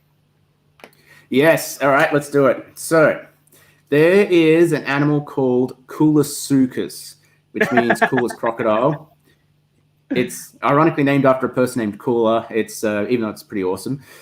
It is not a crocodile at all. It is actually from that same order of those giant monster-sized amphibians that Prionosuchus comes from. It's a Kool-Aid crocodile. Yeah, Kool-Aid crocodile. Well, you said it was named after somebody named Cooler. I was going to drop a DBZ reference, but I don't know how many people would have catched it. By the way, guys, actually, if you want to play with it a little bit, Google search Josh's surname, spell it exactly as it is, and see what comes up. Actually, okay. Here's the thing. It sounds like that is my real last name, by the way, but it sounds like it's one of those like don't look it up at work. It's actually pretty PG. But it's still hilarious what'll pop up on the search engine if you type in my last name. I'm working hard, though. I think actual posts that I make of my art have actually started showing up on the Google search engine versus that specific anime that I still argue I should be getting royalties from. So, but all right, Koolasuchus, giant amphibian. How big was this thing? 5 meters. It was huge. Jeez. So this animal is, that's perfect. That's what it looked like. They actually found quite a bit of the skeleton, or at least enough to kind of get an idea of how it was shaped. It even has teeth as well, or at least some tooth-like structure in the jawbone. I couldn't really make it out that well when I had a look at it. So this animal, I looked up when it was around in this book from the Maritime Museum. It had a actually, real fast, Arson, can we close in on Harry's feed? Yep. Yeah, put the book up again for a second. Hold on. Okay, so Harry, go ahead and put the book back. There we go. Okay, so prehistoric Miller. Oh, keep holding it up. Oh, sorry, keep holding it up. Yeah. Okay, so prehistoric marine life in Australia's inland sea, and who is that written? Who is that written by? Danielle Claude, and it's Museum of Victoria Press. So obviously, that's also an amazing museum. I've been there once. I was there all day. I had a bunch of friends with me who said, I'll stick with you, and then they left hours before I did because I was still there. So another fantastic museum. Craters everywhere. They're traitors. And I said, I'm going to be there all day. Don't hang out. Don't hang out with me. I'm going to be here all day. And he's like, nah, don't be silly. He thought I was going to be a few hours. I left when the security guard asked me to leave because they were closing. So this book, we don't need to zoom in. I found in the Maritime Museum when they were doing a bunch of displays on prehistoric aquatic life, and it mentioned Koolasuchus, and I thought, oh, cool, it's one of those Priosuchus-y kind of amphibians, and it's it's one of the largest ones too. It's about equal largest to like the runners-up of Priosuchus. And I thought, oh, that's great, that's so cool, that's amazing. And then I looked at just happened to glance when it was around, and I looked at I thought, no, that can't be right. I looked up at a few other sources, and it said the same thing. It was around during the Cretaceous era. And I had to actually then check to see if these other amphibians were, in fact, Permian Triassic, and sure enough, they are. So they actually explained, I think in this book as well as the Australian Museum, that Australia had, I think along the southern part, a really cold climate that was ideal for these amphibians to live in. So they managed to outlive all of their relatives by 100 million years, maybe more. It's insane. So these things were around pretty much when, ceratopsids or maybe that's a bit early, but, most of the dinosaurs we know today, at least the broad families that they came from, were already, pretty much established. This thing was still alive. It was only when the climate started to warm up that its habitat basically became too warm for it, and crocodiles started usurping its niches, and it eventually went extinct. But yeah, this is a ridiculously late survivor of, it's another one of those proto-animals in Australia, lost world things, only it's a lost world from dinosaur perspectives. It's a temnospondyle or something like that. It's temnospondyle. Temnospondyle, there we go. Thank you. I completely forgot that name. I knew I was going to forget it when I read it. It's one of those. It's one of those things. And it had a similar predatory niche, probably the crocodiles or maybe even giant salamanders. It would basically lurk below the water, jump up and grab things and pull them in. It probably ate things in the water too. It had a similar niche as a crocodile, but obviously it couldn't compete with crocodiles in a hot climate, or it just couldn't handle the hot climate is probably the more likely explanation, given how ridiculously massive it was, and obviously went extinct when its waters warmed up too much. Notice also that you said this one was 5 meters, and yes, I admit it's big. there was another, of course, I think we also mentioned that in our dedicated video when we introduced Harry. So if you haven't seen that video, by the way, that's a good excuse for you to look that up before, once you finish with that as well. And if you want to see how I introduced Josh as well, so look that up. It's been a while since then, so you may have to use the search bit, but just type in type in Josh's surname in my search function. Yeah, the results will not be as hilarious though as Google, but it will be the right one. That's right. So, Google. Now, what I was leading up to is that Mastodonsaurus as well is another contender to a very big. I think it's from Triassic, for a very big amphibian. But do you know the one that you mentioned, Pranosuchus, the Pranosuchus plumeri? Do you know how big that was? That was like 9 meters long. It's the biggest ever amphibian. Yeah, it's huge. Yeah, it's insane. Hardly any crocodiles even grow that size, even the prehistoric ones. You could probably count them on your fingers, probably even on one hand, of how many crocodiles actually reached Pranosuchus' size, that's it. The ones that did usually actually surpass it by quite a bit, but still, that's big. It's big. No crocodile gets that big today, not even close. So, yeah, they are. Look at the average on crocodilians compared to, of course, average crocodilians were not that big because those ones that are only few exceptions. They're not the rule. So we kind of obviously just looking at those really prominent ones. But yeah, Koolasuchus. Yep, Koolasuchus. Koolasuchus. Kool-Aid, super Kool-Aid. All right, so let me ask you some questions here in the chat. So both of these are from Torvo, so I'm just going to combine it into one super question. Was there anything that made this amphibian? Was there any special features for Koolasuchus, or was it just kind of an upscaled like Europs from the Permian? And then was the Koolasuchus in Walking with Dinosaurs accurately depicted in terms of its model and behavior? Which I know dinosaur behavior in general is kind of a gray area because there's a substantial amount of fossil evidence we need to kind of extrapolate specific behavior. So I don't know what they did with Walking with Dinosaurs. I don't even know. I forgot that one. I did. Yeah, I forgot there was a puppet, but I saw what they did. Yeah, they did like a hand puppet for it, didn't they? I can't remember if it was that's right. or not actually for that one. What the depiction itself in terms of the behavior, I think it was something. What was it like? Was it like hibernating or something like that? And then it was traveling across the land to find a new place or something like that? I can't remember the episode. Yeah, story. I think they extrapolated some of its behavior from like mud. What are they called? Mudkips?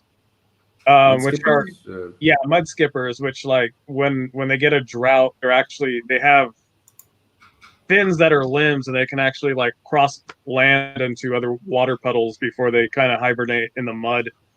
But I think they mainly got the behavior from like the Chinese giant salamander, which is like the largest salamander species we have alive. I think it's one of the largest amphibian species we have alive today. Yeah. It's huge. It's the size of a small crocodile. Yeah, no, those things are huge. It's the size. I've seen some of them in person. We have, I think, two at the LA Zoo here in LA in the reptile house. Ironically, it's not a reptile. And that thing's about the size of like an average size caiman. Like that's a big animal. Yeah.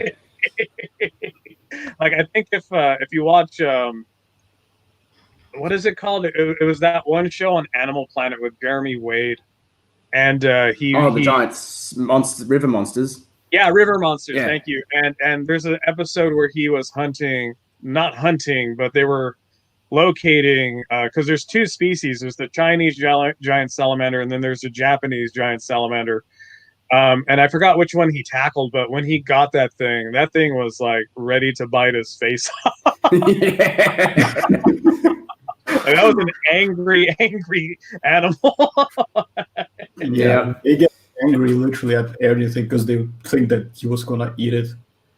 Yeah, so like that thing's a very angry animal. Mr. Vigilant is noting that they depicted it as a crocodile waiting for prey to grab them. That could be accurate. Yeah, it would. because during well, here's the thing about the Permian, because the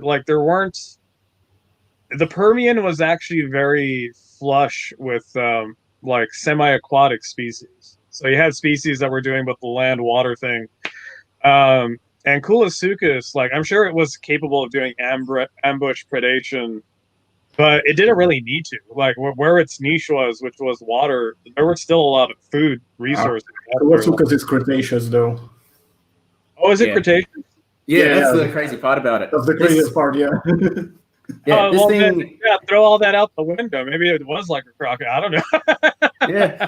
It's, yeah, this is the weird part about it. This is like what blew my mind, and this is what took me a long time to get my head around. They didn't get that wrong. They actually found this thing in Cretaceous era rock. It's a real bizarre oddity. So I'd say overall, giant salamanders probably have a bit of a similar niche. Cretaceous, all the prey that was viable for crocodiles would have been viable for this animal too.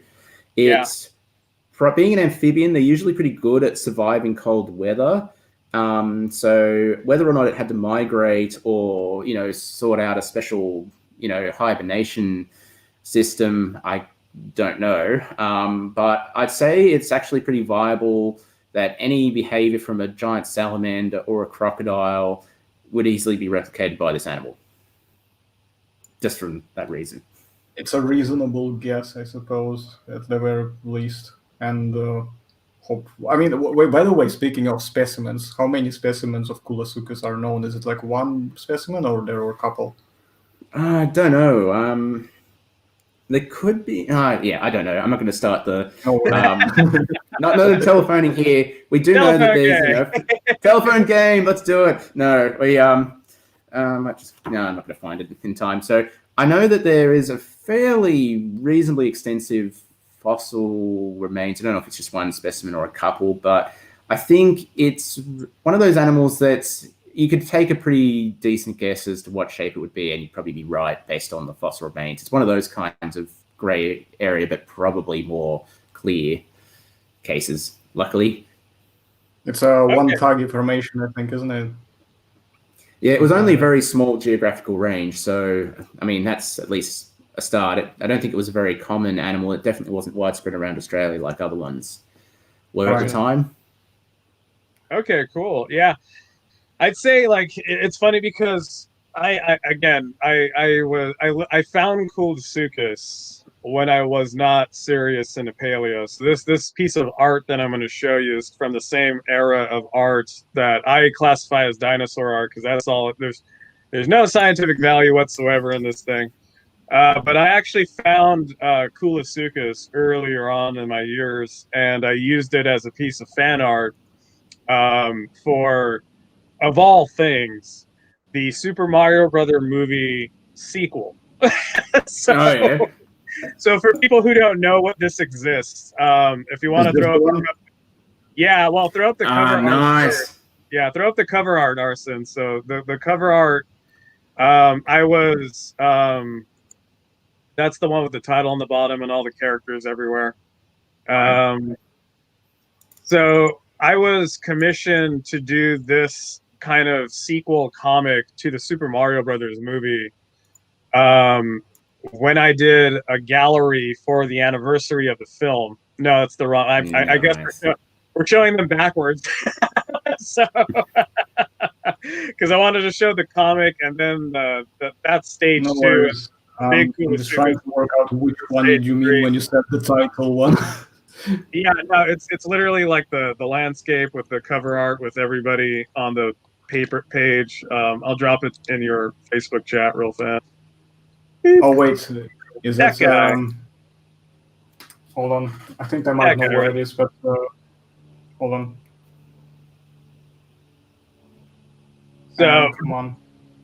So, this one, yes. So I did a gallery for the Super Mario Brothers movie. It was their anniversary, and we got all the movie props for exhibit. And the person that ran that archive, it's the Super Mario Brothers movie archive, they had the script. Evidently, there were sequels being planned for the film, and the writers had a good portion of the script. So they commissioned me to kind of do the prequel opening for what would have been the sequel of the film, and I actually was using the exact script and the guy's notes to do this like continuation of the film. So the story revolved around the character Wart, which anybody that's played Super Mario Brother movie, the game Super Mario Brothers 2, there's a giant frog in place of King Koopa, and so you can see like, because it's this weird era of 90s movie niche of like dystopian futures in the 90s. A lot of the creatures were submitted with character actors, and so I had Donald Pleasance as the character of Wart.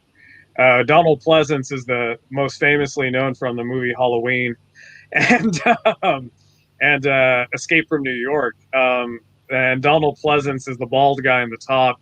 So that character was Wart. So I was kind of following the same avenue of like, okay, well, what can we do that's cool with Wart, shy of making him a giant frog, because the theme for the Super Mario Brothers movie was dinosaurs that evolved into humans.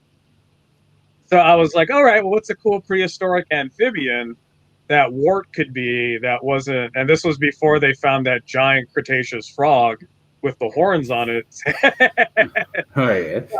So I was like, all right, well, what's a cool Cretaceous giant amphibian? And then I ran into Koolasuchus. So that goes into the next piece of art, which is that big wide head. So I kind of played with this concept of him devolving into a human, into this giant Koolasuchus. So there's a piece of art where he has this big like wide head with a big opening for a mouth. I gave him like this frog-like tongue opening that you can see right there. So that's like stage 2 Wart, which is he's slowly de-evolving into a Koolasuchus. And you can see the Cretaceous amphibians. I took a note of having those wide heads, because those Cretaceous and Permian amphibians, like, they were very distinctive of their heads. Like, these things had a head to body ratio of like that was just ridiculous. Like, the head was almost like 1/3 the total mass and length of the body. And then from this we went into stage 3, which is like the Koolasuchus proper. So it's a kaiju sized Koolasuchus at this point. That's the final piece of art that you see, which because he's supposed to be King Wart, I give him a little crown mind controlling device that you can see right there on the head and the close up. And then I gave him these cool like axolotl amphibian flare for the gills, that because Wart has this kind of like weird collar that he has in the Super Mario Brothers game, so I kind of just added those flourishes. But yeah, that's it's not paleo art, but it's probably the only art that I've ever done of Koolasuchus, which you can see it's a very amphibious type of take, where it has all these warts that kind of blend into these like scalish kind of patterns for this giant amphibian. So that's the story of Wart and Koolasuchus on my end. I've never done any amphibians so far. No sculptures, no drawings, so I don't have anything to boast, unfortunately. No, me neither. One day. One day, indeed. Yeah, me same here.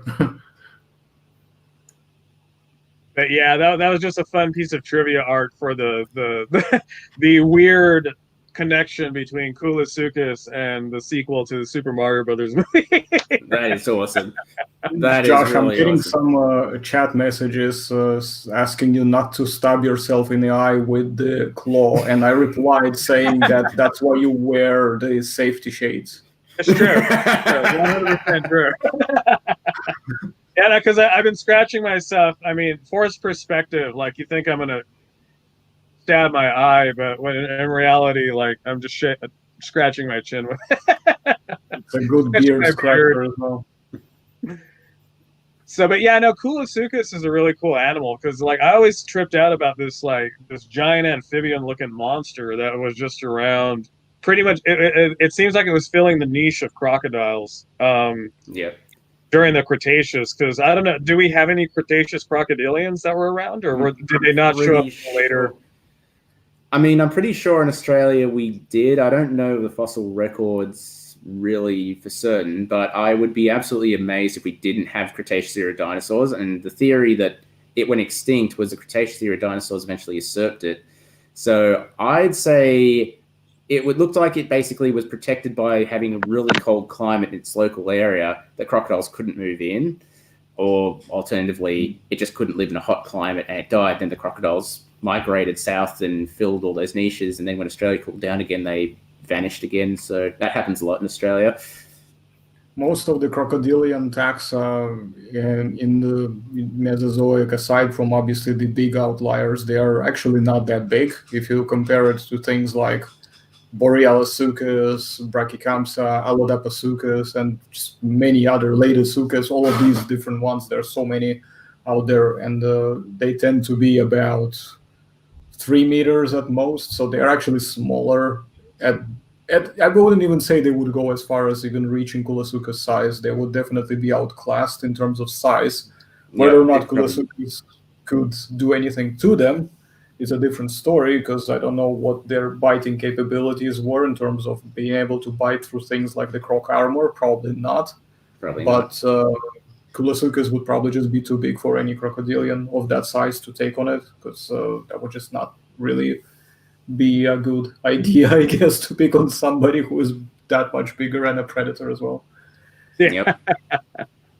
That's right. Yeah, and I mean, these things are no joke, though. Like, giant amphibians today are no joke. Like, those things are, they're tough. They're tough buggers. Like, Jeremy Wade. Imagine it being also 5 meters long and just as angry as that Chinese or Japanese salamander that guy was. Because like there's this myth, like once you take an amphibian out of water, like it has a set time before it just dries out and dies. No, that's not the case. Like for the Japanese and the Chinese salamander, Jeremy Wade was trying to wrangle this thing for like a good hour before it just calmed down enough for him to start doing this on camera, and then it just kept trying to eat him. And that's after an hour of like just trying to calm the bastard down. You know? So they're angry amphibians. Anybody want to go wrangling with a Koolasuchus? Anybody raise their hands? No? I see silence in the audience. No. I'd rather take my chances with the Megaraptor than Koolasuchus. Yeah, same. That says a lot. No, it does. So are we happy with the Koolasuchus? Yeah. Okay, cool. So how about Kronosaurus, Harry? What do you think of that? Yeah, Kronosaurus is a really amazing animal. So I think I'll probably try and get as much information on it as I can, because I think there's a bit of, it might possibly be some misunderstandings about it. So I'm happy to clarify now. Kronosaurus is a type of massive predatory pliosaur with the same, long snout and the big bone-crushing teeth.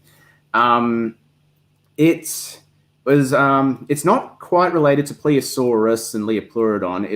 I think it's called a Brachiocunid, which is a type that mostly appears around South America. So that was definitely one of the animals, obviously because of all the seascapes that took over most of the continent, that migrated pretty much all the way around South America to Australia. And we also have South American species as well, Boyacensis. The Australian one's called Kronosaurus queenslandicus. It's the bigger of the two by quite a bit, and Boyacensis is massive. So an idea of how big Queenslandicus is, there was actually a very recent study.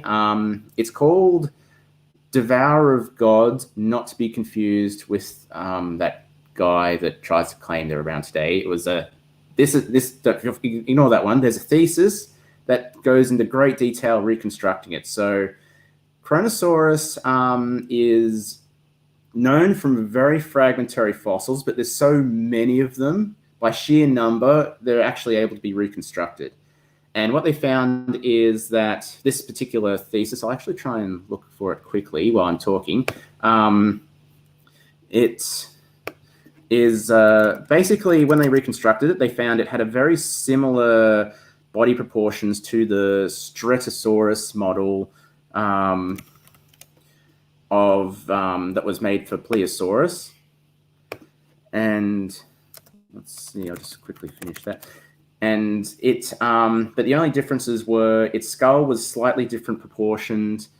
Here we are, I've almost found it. It's McHenry. It was a thesis done in 2009, and it meticulously reconstructs it. It found that it had, it probably grew to about 10.5 meters long and had 11 tons of body weight. So sorry, this is... I saw your paleo art, and I saw awaiting upgrade. Yeah, so I basically... I'm actually still trying to look through McHenry's work now because there's so much detail and so much explanations. Like this is like, 20,000 word, 40,000 word essay where every little bit of information is absolutely essential. So I'm having to sift it with a fine-tooth comb.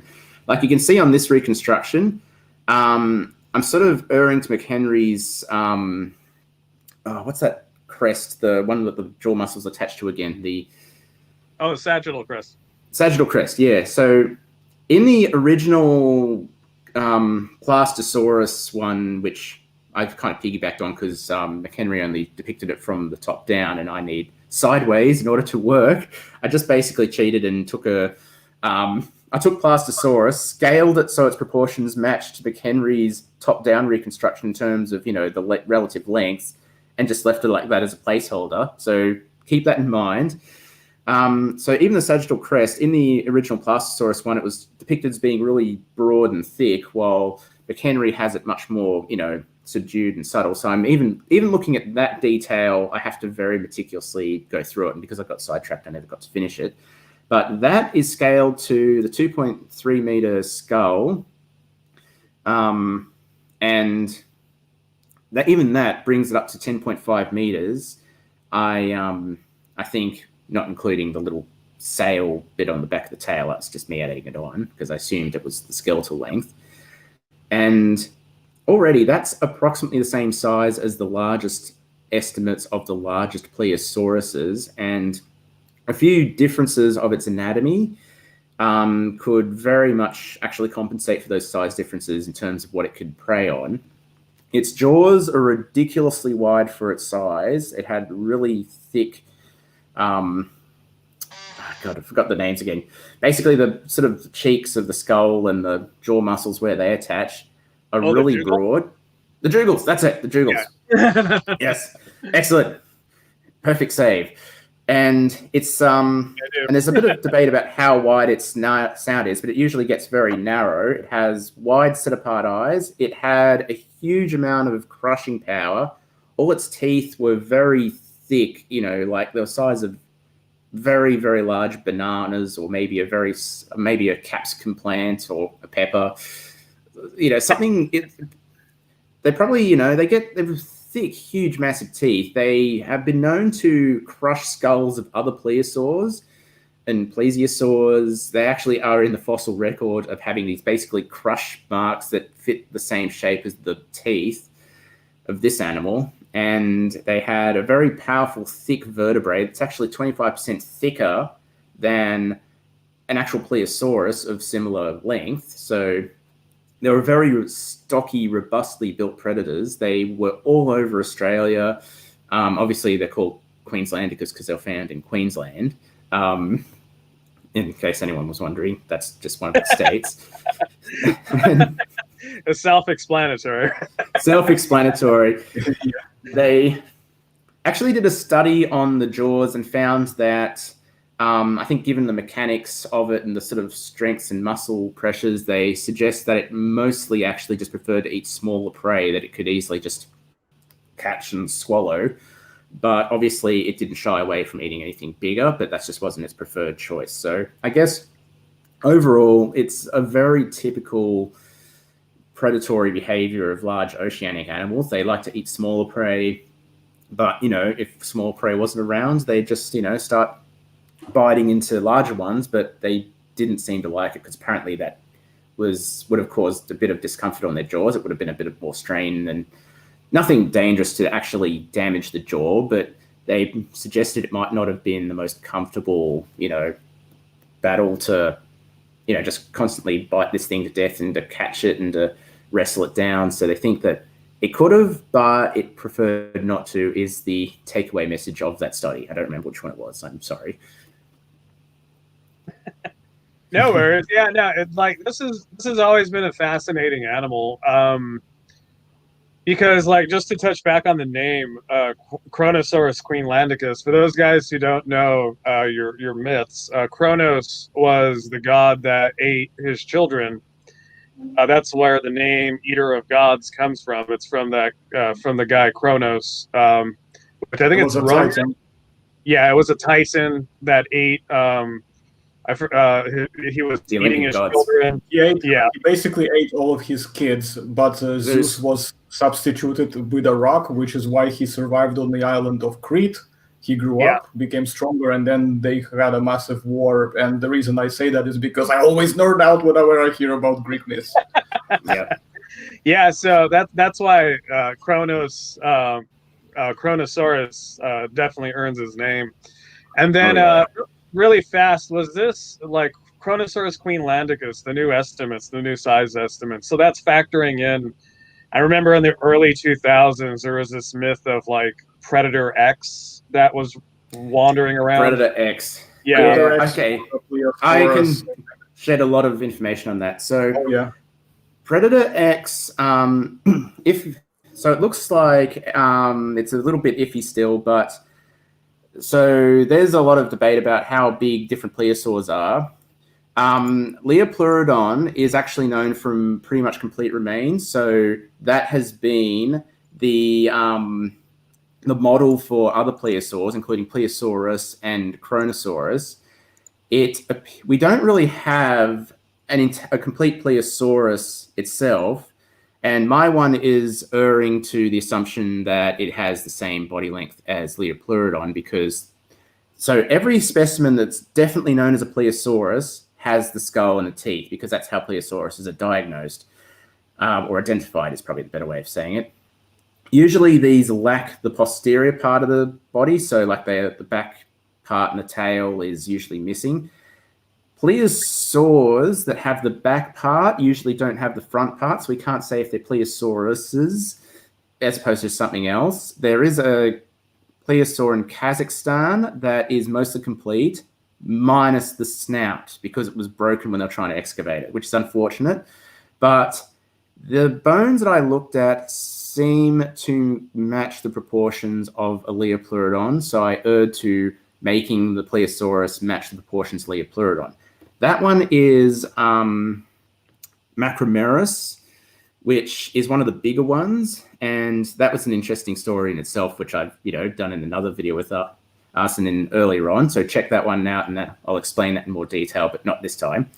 The bigger one is Predator X, was finally named Pliosaurus funke. Was it funke or was it Kivani? Oh, Kivani is another one. Kivani is the other one. Okay. So Kivani is another recent one, and it's also massive. So Kivani is another one, Funke is another one, and they tell them apart because their teeth are different. They have a different number of teeth in their snout and in the front part, so that's how they can tell. Macromerus and Rossicus are actually so similar, people are debating whether they're the same, so that's something to keep in mind. They have the same number of teeth and only subtle differences in their backbones, which is where the debate's coming in. Maybe they're different species, maybe they're just different ages. But so Macromerus, Rossicus, they're really big ones. Funke, which was discovered pretty recently, not as recently as Kivani, but that one was probably a little bit bigger. Maybe 13 meters long, but probably about the same as the Pliosaurus I depicted, because the skull size was considered about 12.5 meters long. And if you basically match those proportions, you'd get something that's, 2.5 meters long, not 12 in case I missaid it. So that would probably be about in the, high 12 meter range, 11 meter range. So Yeah, so that's probably about the largest size for a Pliosaurus you'll get, maybe a little bigger. So Kronosaurus, based on the 2.3 meter skull, is almost that big. I remember hearing somewhere on the telephone game of a 2.7 meter skull. I don't remember where I heard that. I'm trying to look for it just to see if there's any, credit to it, which in which case, if such a skull existed, Kronosaurus would be bigger. But that said, it has a body shape that, it doesn't really need to be that large. It already has an extra reinforced, cheeks and a really thick, snout and the really, really heavy teeth. So I think overall, you could probably say it's comparable in size to a Pliosaurus, maybe a little bit smaller, maybe a little bit chunkier, or it could just be the vertebrae, displacing more of the lung space. But it's they're about the same size. Also interesting is that it lived much later than Pliosaurus. It, I think, was around during the time where mosasaurs were becoming pretty common, and it was still an apex predator at the time, which I find actually pretty interesting. That again, late survivors in an era where everything else of its kind of was already gone. It, along with other brachiocunids, or brachiocoinids, I don't know how it's pronounced, were still very much alive. Okay, cool. So where does, there was a lot of info in there. Yeah. I feel like I just got to circle back to help anybody watching kind of navigate it. Where does Predator X fit into this equation? Was it just a Pliosaurus, or was it it's a Pliosaurus. It's a Pliosaurus. It's absolutely 100% a Pliosaurus. It's in fact, this is okay. So this is a part about telling Pliosaurus apart from Liopleurodon. Yeah. It's actually Macromeris and Rossicus are actually the hardest to do that because they have the exact same number of teeth and order of teeth as a Liopleurodon. They have I don't know, going from the side angle, not counting, both sides of the symmetrical side, they have 5, just so one side of the face, you'd have 5 teeth in that little rostrum part. Then I don't know how many teeth behind, but they're exactly the same. So all plesiosaurs, they have the dentary, and they have the symphysis, basically the chin. And then they have on the top part, they have the main part of the skull, and they have that little part in front, which is that sort of rostral premaxillar kind of bit, that little bulbous bit. They diagnose them all by counting the teeth on the premaxillar and the maxilla and the dentary and the chin, symphysis. And normally in the past, and this is actually where I made my big mistake making the Macromeris one, and I kept telling Arson about, oh my God, I'm so excited. Because what happened was the Pliosaurus Macromeris jaw reconstruction was based on a Liopleurodon, because at the time it was thought, well, Pliosauruses have lots and lots and lots of teeth in their jaws, lots and lots of teeth in that front part of their snout, and Liopleurodon only has a few teeth in the front part of its snout and a whole bunch more teeth in the back part, because it has much longer face but a tiny little bulbous part in the front of its snout, and that made sense. This animal, they only found the front part of the snout. It was exactly the same as a Liopleurodon's, only had thicker teeth, and they thought, okay, well, it's a very big Liopleurodon, it's fine, it's it's going to be a Liopleurodon. But then they actually found the skeletal remains of a very similar animal, and then they realized that snout, instead of being a tiny little bit in front of a giant long jaw, was actually a humongous long bit on a sort of a shorter jaw.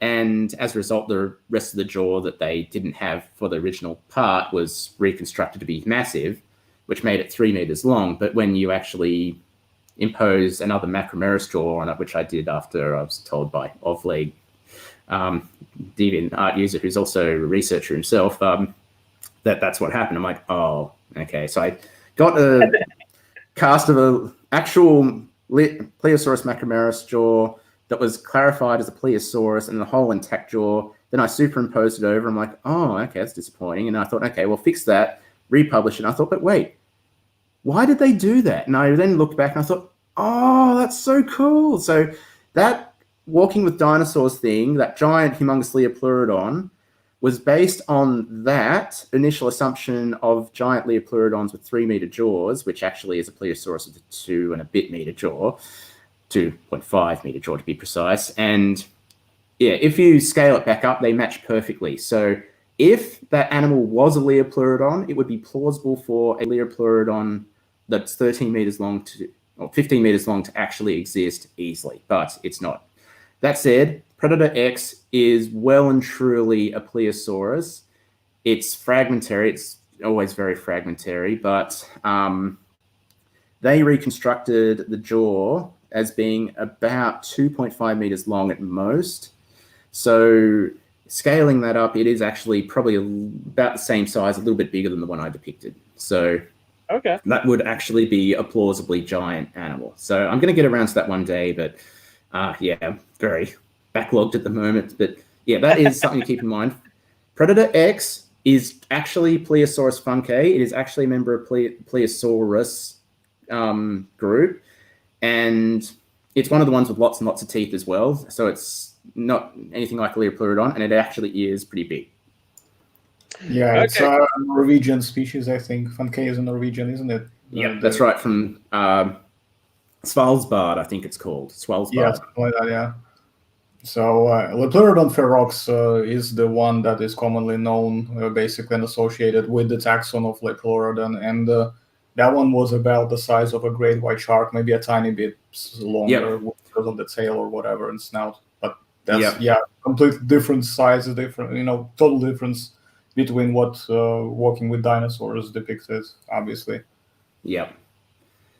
Very cool. I didn't. I totally blanked that Liopleurodon. Well, not Liopleurodon, but Kronosaurus greenlandicus would have been on the menu of things we were going to talk about today, because I was just so excited about all these other animals that we were going to talk about. But I mean, again, I have not paleo art, but Arson, I forgot to give this to you. I don't know if you can even share it, but I did there's a long story behind this piece. You can find it on my art page. Send me the per PM on Facebook, and I'll save it and I'll screen share as soon as I download it. Yeah, it's but I did this as a piece for when we did an interview. Me and Arson interviewed Steve Alton, who's the author and creator of the Meg series, the Megalodons movie with Jason Statham and all that. I wasn't part of it, by the way. I thought you were part of it. No, I wasn't able to make it. I don't remember what I had. I had something else that was clashing with it in terms of the appointments, so I couldn't make it. Okay. But it was, tell that story and send me that thing at the same time. But because there was something, I think it was, if I think what it is, if I think what I think it is, basically, that's probably a very funny one. Yeah, no, it is absolutely what you think it is. So what happened was, in his story, Steve Alton, I think he was going off a lot of the Predator X mythos at the time, because it was, as you explained, just a jaw reconstruction faux pas, because they were using one animal from one half of the skull and one animal with the other half of the skull, and they just kind of squashed it together, and then they got this supersized skull. And then when the proper skulls were found, they found the appropriate sizes for those fragments. But this piece I did when we were interviewing, nice. And this is based off the book. So we know Kronosaurus and Megalodon were not contemporary. No, not even close. That's the first thing we're going right off the bat. The second thing is, if you zoom in on it, there's actually little glowing bits, because these species are supposed to be found in the abyssal plain in the books. So this is from the sequel book, where they dive in on both of them. Like you can see on the Megalodon. Yep, I can see it. And then you can see on this Kronosaurus, where we have these like luminescent, bioluminescent bits, which are contemporary of deep abyssal plain fish and predators. So, but this was a fun one that I got to do because this was actually done as originally for a whole other project, which I'm not going to name on here. I broke ties with that project completely. But I had this really great piece of Kronosaurus art, and then the opportunity came to talk with Steve Alton and be a part of this whole bit on Prehistoric Times where they interviewed him, and he features the Kronosaurus. So I took that as an opportunity to be like, screw it, I'm just going to repurpose this art for the proper Kronosaurus. Nice. We got a comment from Chris, Mr. Vigilant, who said that this is a phone wallpaper right there, basically. Oh yeah, that was definitely a wallpaper. This was a fun piece to work on. I saw a lot of abyssal plain fish documentaries because I was trying to look for to do deep sea fish is very tough because a lot of people just want to make them glow in the dark, but there's a lot of subtle textures that you don't see with a lot of fish. And I was actually looking at abyssal fish when they were taking out and fished and the wet specimens and the textures in the skin.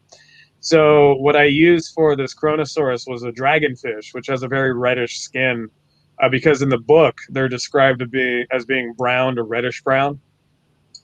So I used that, and then for the bioluminescence, I went with more greens and blues because they just kind of matched really well. They popped against the reds very well versus making the whole thing just glow red. So, yeah, that's better. So this was a very fun piece, but this skull here was definitely based off of, at the time, what they were doing for Predator X. I think it was for a Kronosaurus proper, but I think there are, because I believe you noted that there were more teeth in the back, where I guess the pre-maxillary would be, give or take, versus the maxillary is where those second row of teeth start, and then the premax has those giant teeth that kind of intersect with those bottom jaw teeth that you're seeing there. Yep, exactly. That's perfect. This picture perfectly shows it. So the giant teeth along the chin is the symphysis.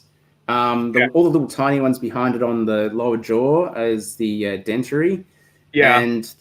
And when you sort of go from like the eye to those huge teeth that then suddenly stop, and that's the maxilla, and I think basically the ones in front of that's the premaxilla, and that's how they tell them all apart. So every one of those different animals has a different number of teeth in each of those different areas, and that's actually what makes gauging a plesiosaur's size very difficult, because they're identified by their teeth. But unless you have the whole skull, the teeth don't really tell you anything. Because just an idea, so on Leopleurodon, it has like 10 teeth, little tiny thin ones. It's shunted to the very front of its jaw and the very front of its snout. On Pliosaurus, those same number of teeth are like just grown ridiculously huge. So it has like these giant cartoon-looking monster chompers in the front of its mouth, and that is just the way it is.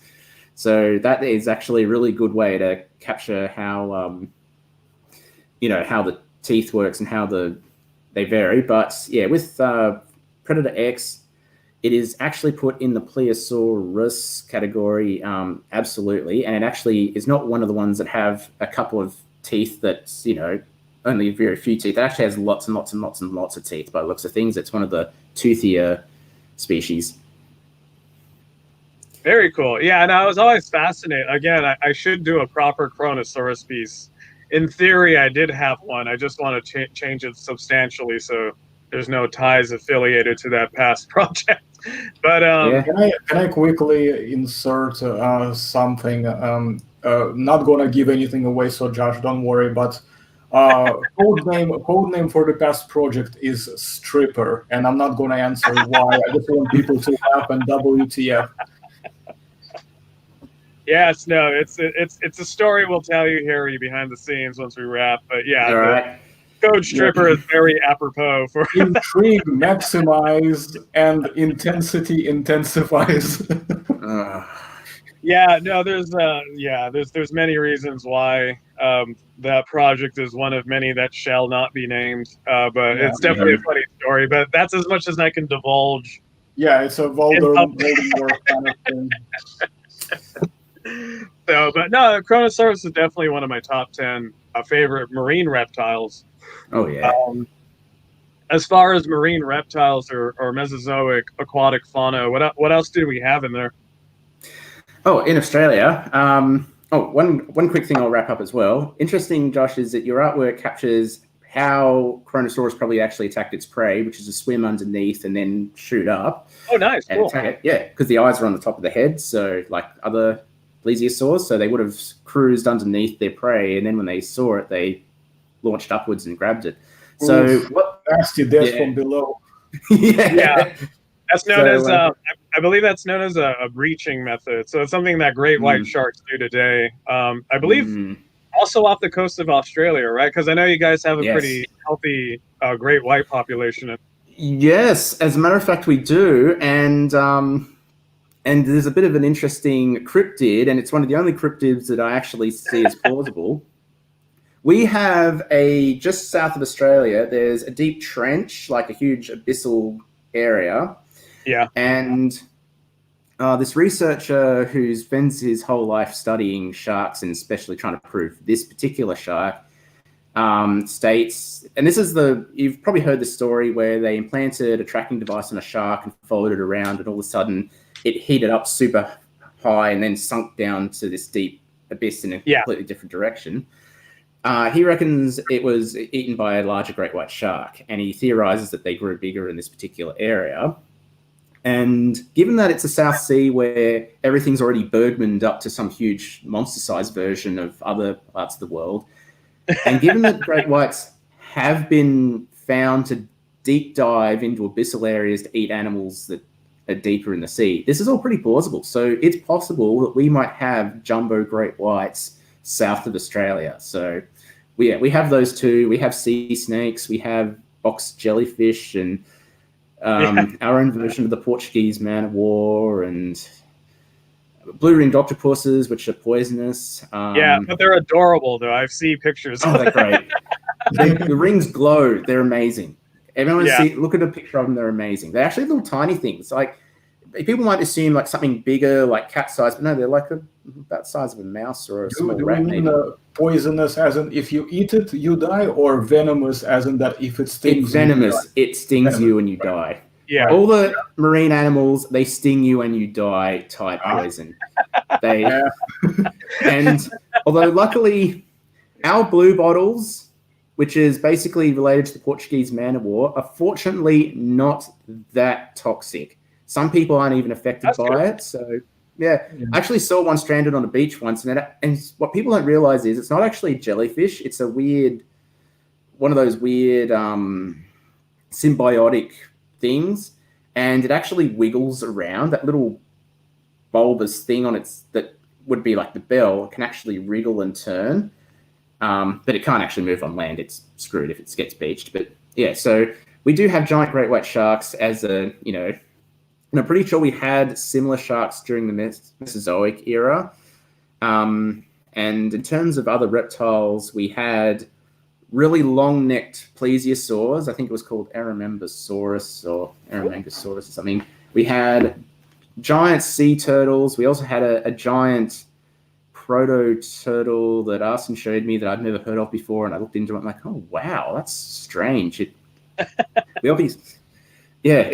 really bizarre. I've never seen anything like it before. It's like a long-necked kind of turtle, wasn't it, or something? That was one you showed me with the horns. The horns. That's not yeah, Mesozoic. Was that Pleistocene, though? I think that was Pleistocene. That's Pleistocene. Right? Oh, that's Pleistocene. Okay, we're not talking about that now. Forget we said that. Spoilers. For the next installment, because we are already past 2 hours, so we will finish with the Mesozoic, and then we'll schedule for the Cenozoic for the next time, probably. Yeah. If that's okay with it.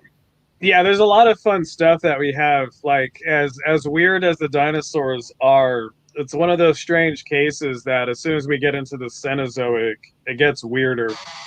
Yeah, and especially in Australia, it just goes to bizarre land. Australia is probably one of the best examples of how much weirder it gets. Yeah, and that's like a tease. Like it gets so much weirder. Well, I'll try to wrap this up quickly. I'll do a list, and everyone should probably just research it. So I'm going to just quickly sum all the other things. We have giant sea turtles. We have giant freshwater turtles. Not to be confused with sea turtles. These have flippers, and we actually still have giant long-necked turtles today. They're really fast. They're move like lightning. Obviously, these ones didn't because they're too big. We have obviously a lot of prehistoric crocodiles that were reasonably large as well. I think we have relatives of Zophanctinus. We have a very Zophanctinus-looking fish that looks like just basically one that's scaled down a bit. It's about 3 meters long. I forgot what it's called. We have giant lungfish that are 4 meters long. I don't even know how an animal like that even operates, but it did. And we have a plesiosaur that had a head crest. I'm trying to try and find it quickly. It was Umunosaurus. It might have had a head crest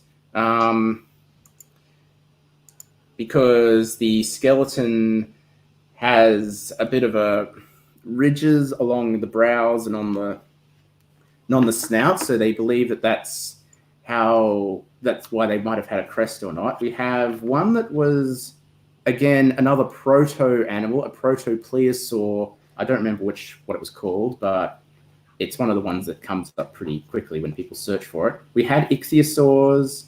That's right, one of our crocodiles is called Isisfordia? Yeah, Isisfordia.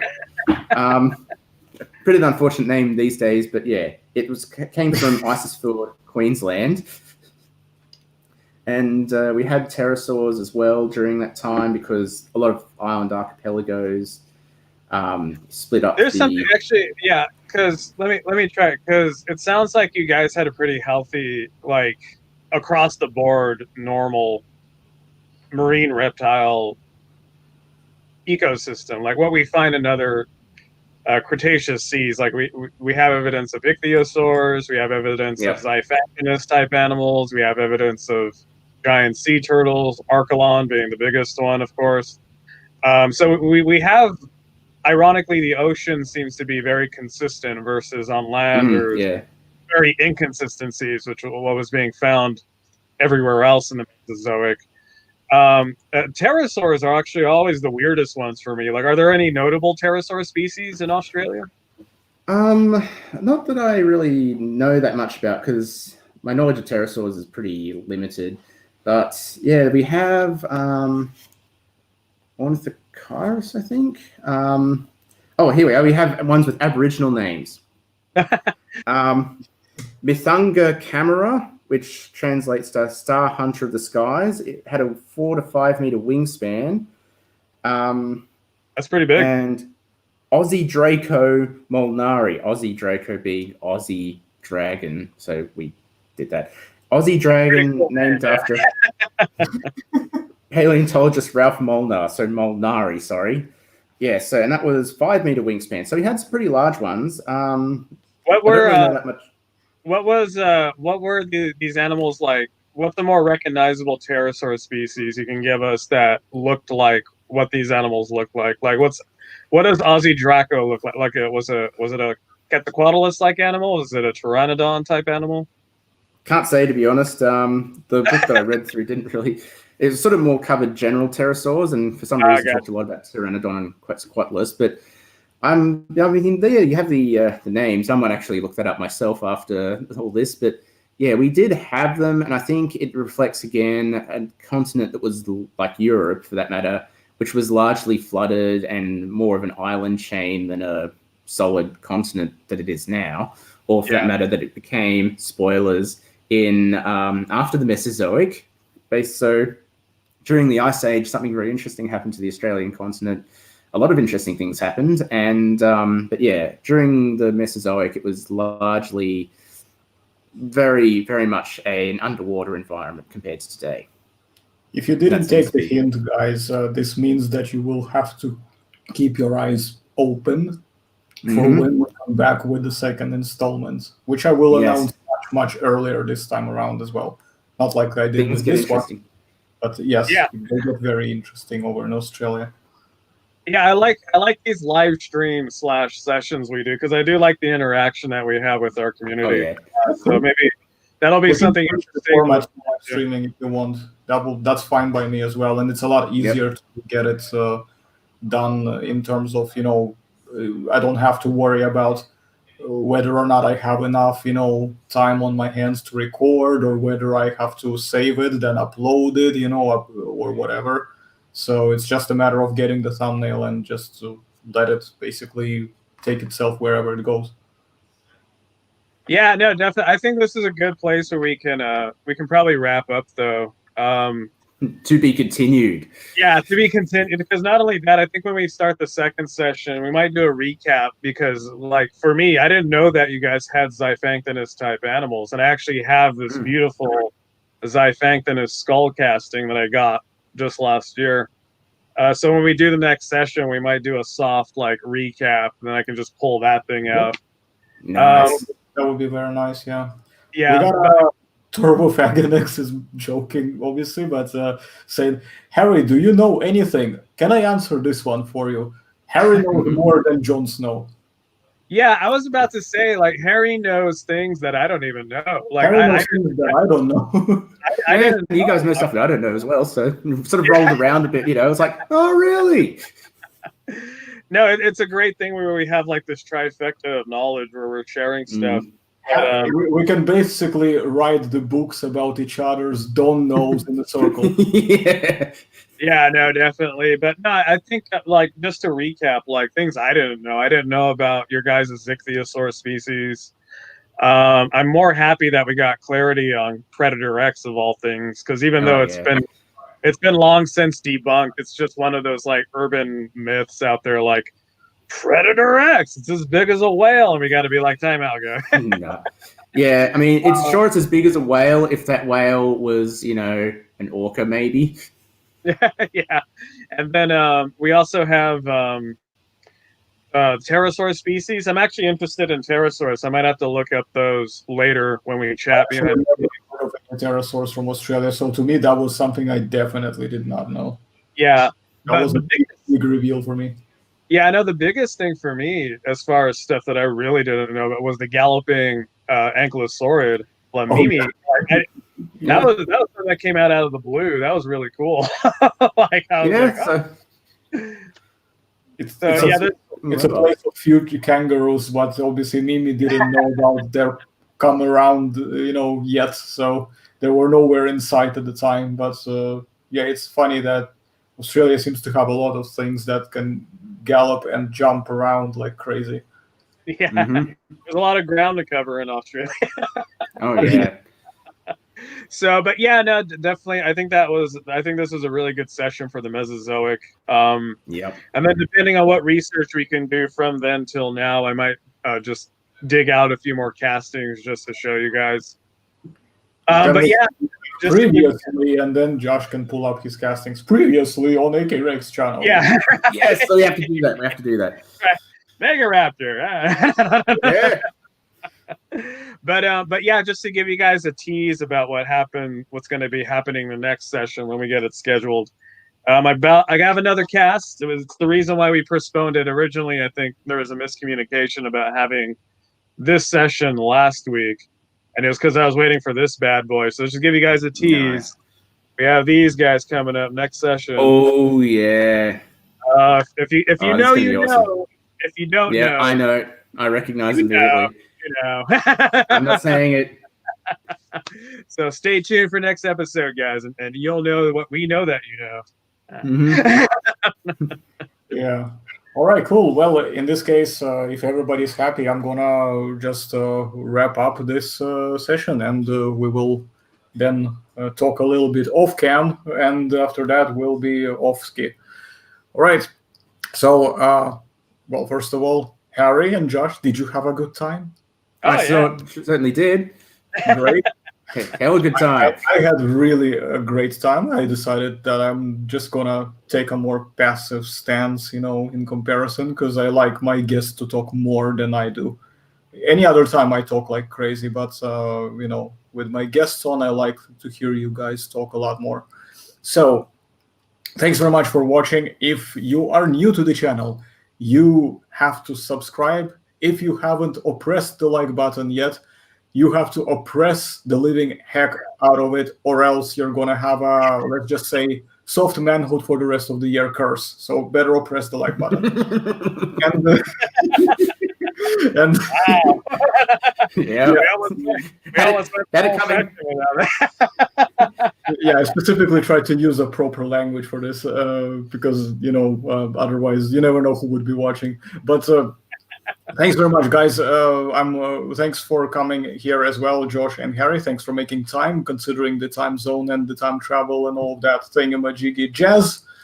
And we'll talk to you guys later. And that's a wrap, yo. Bye. Ciao. Bye-bye. Bye. Bye. Bye.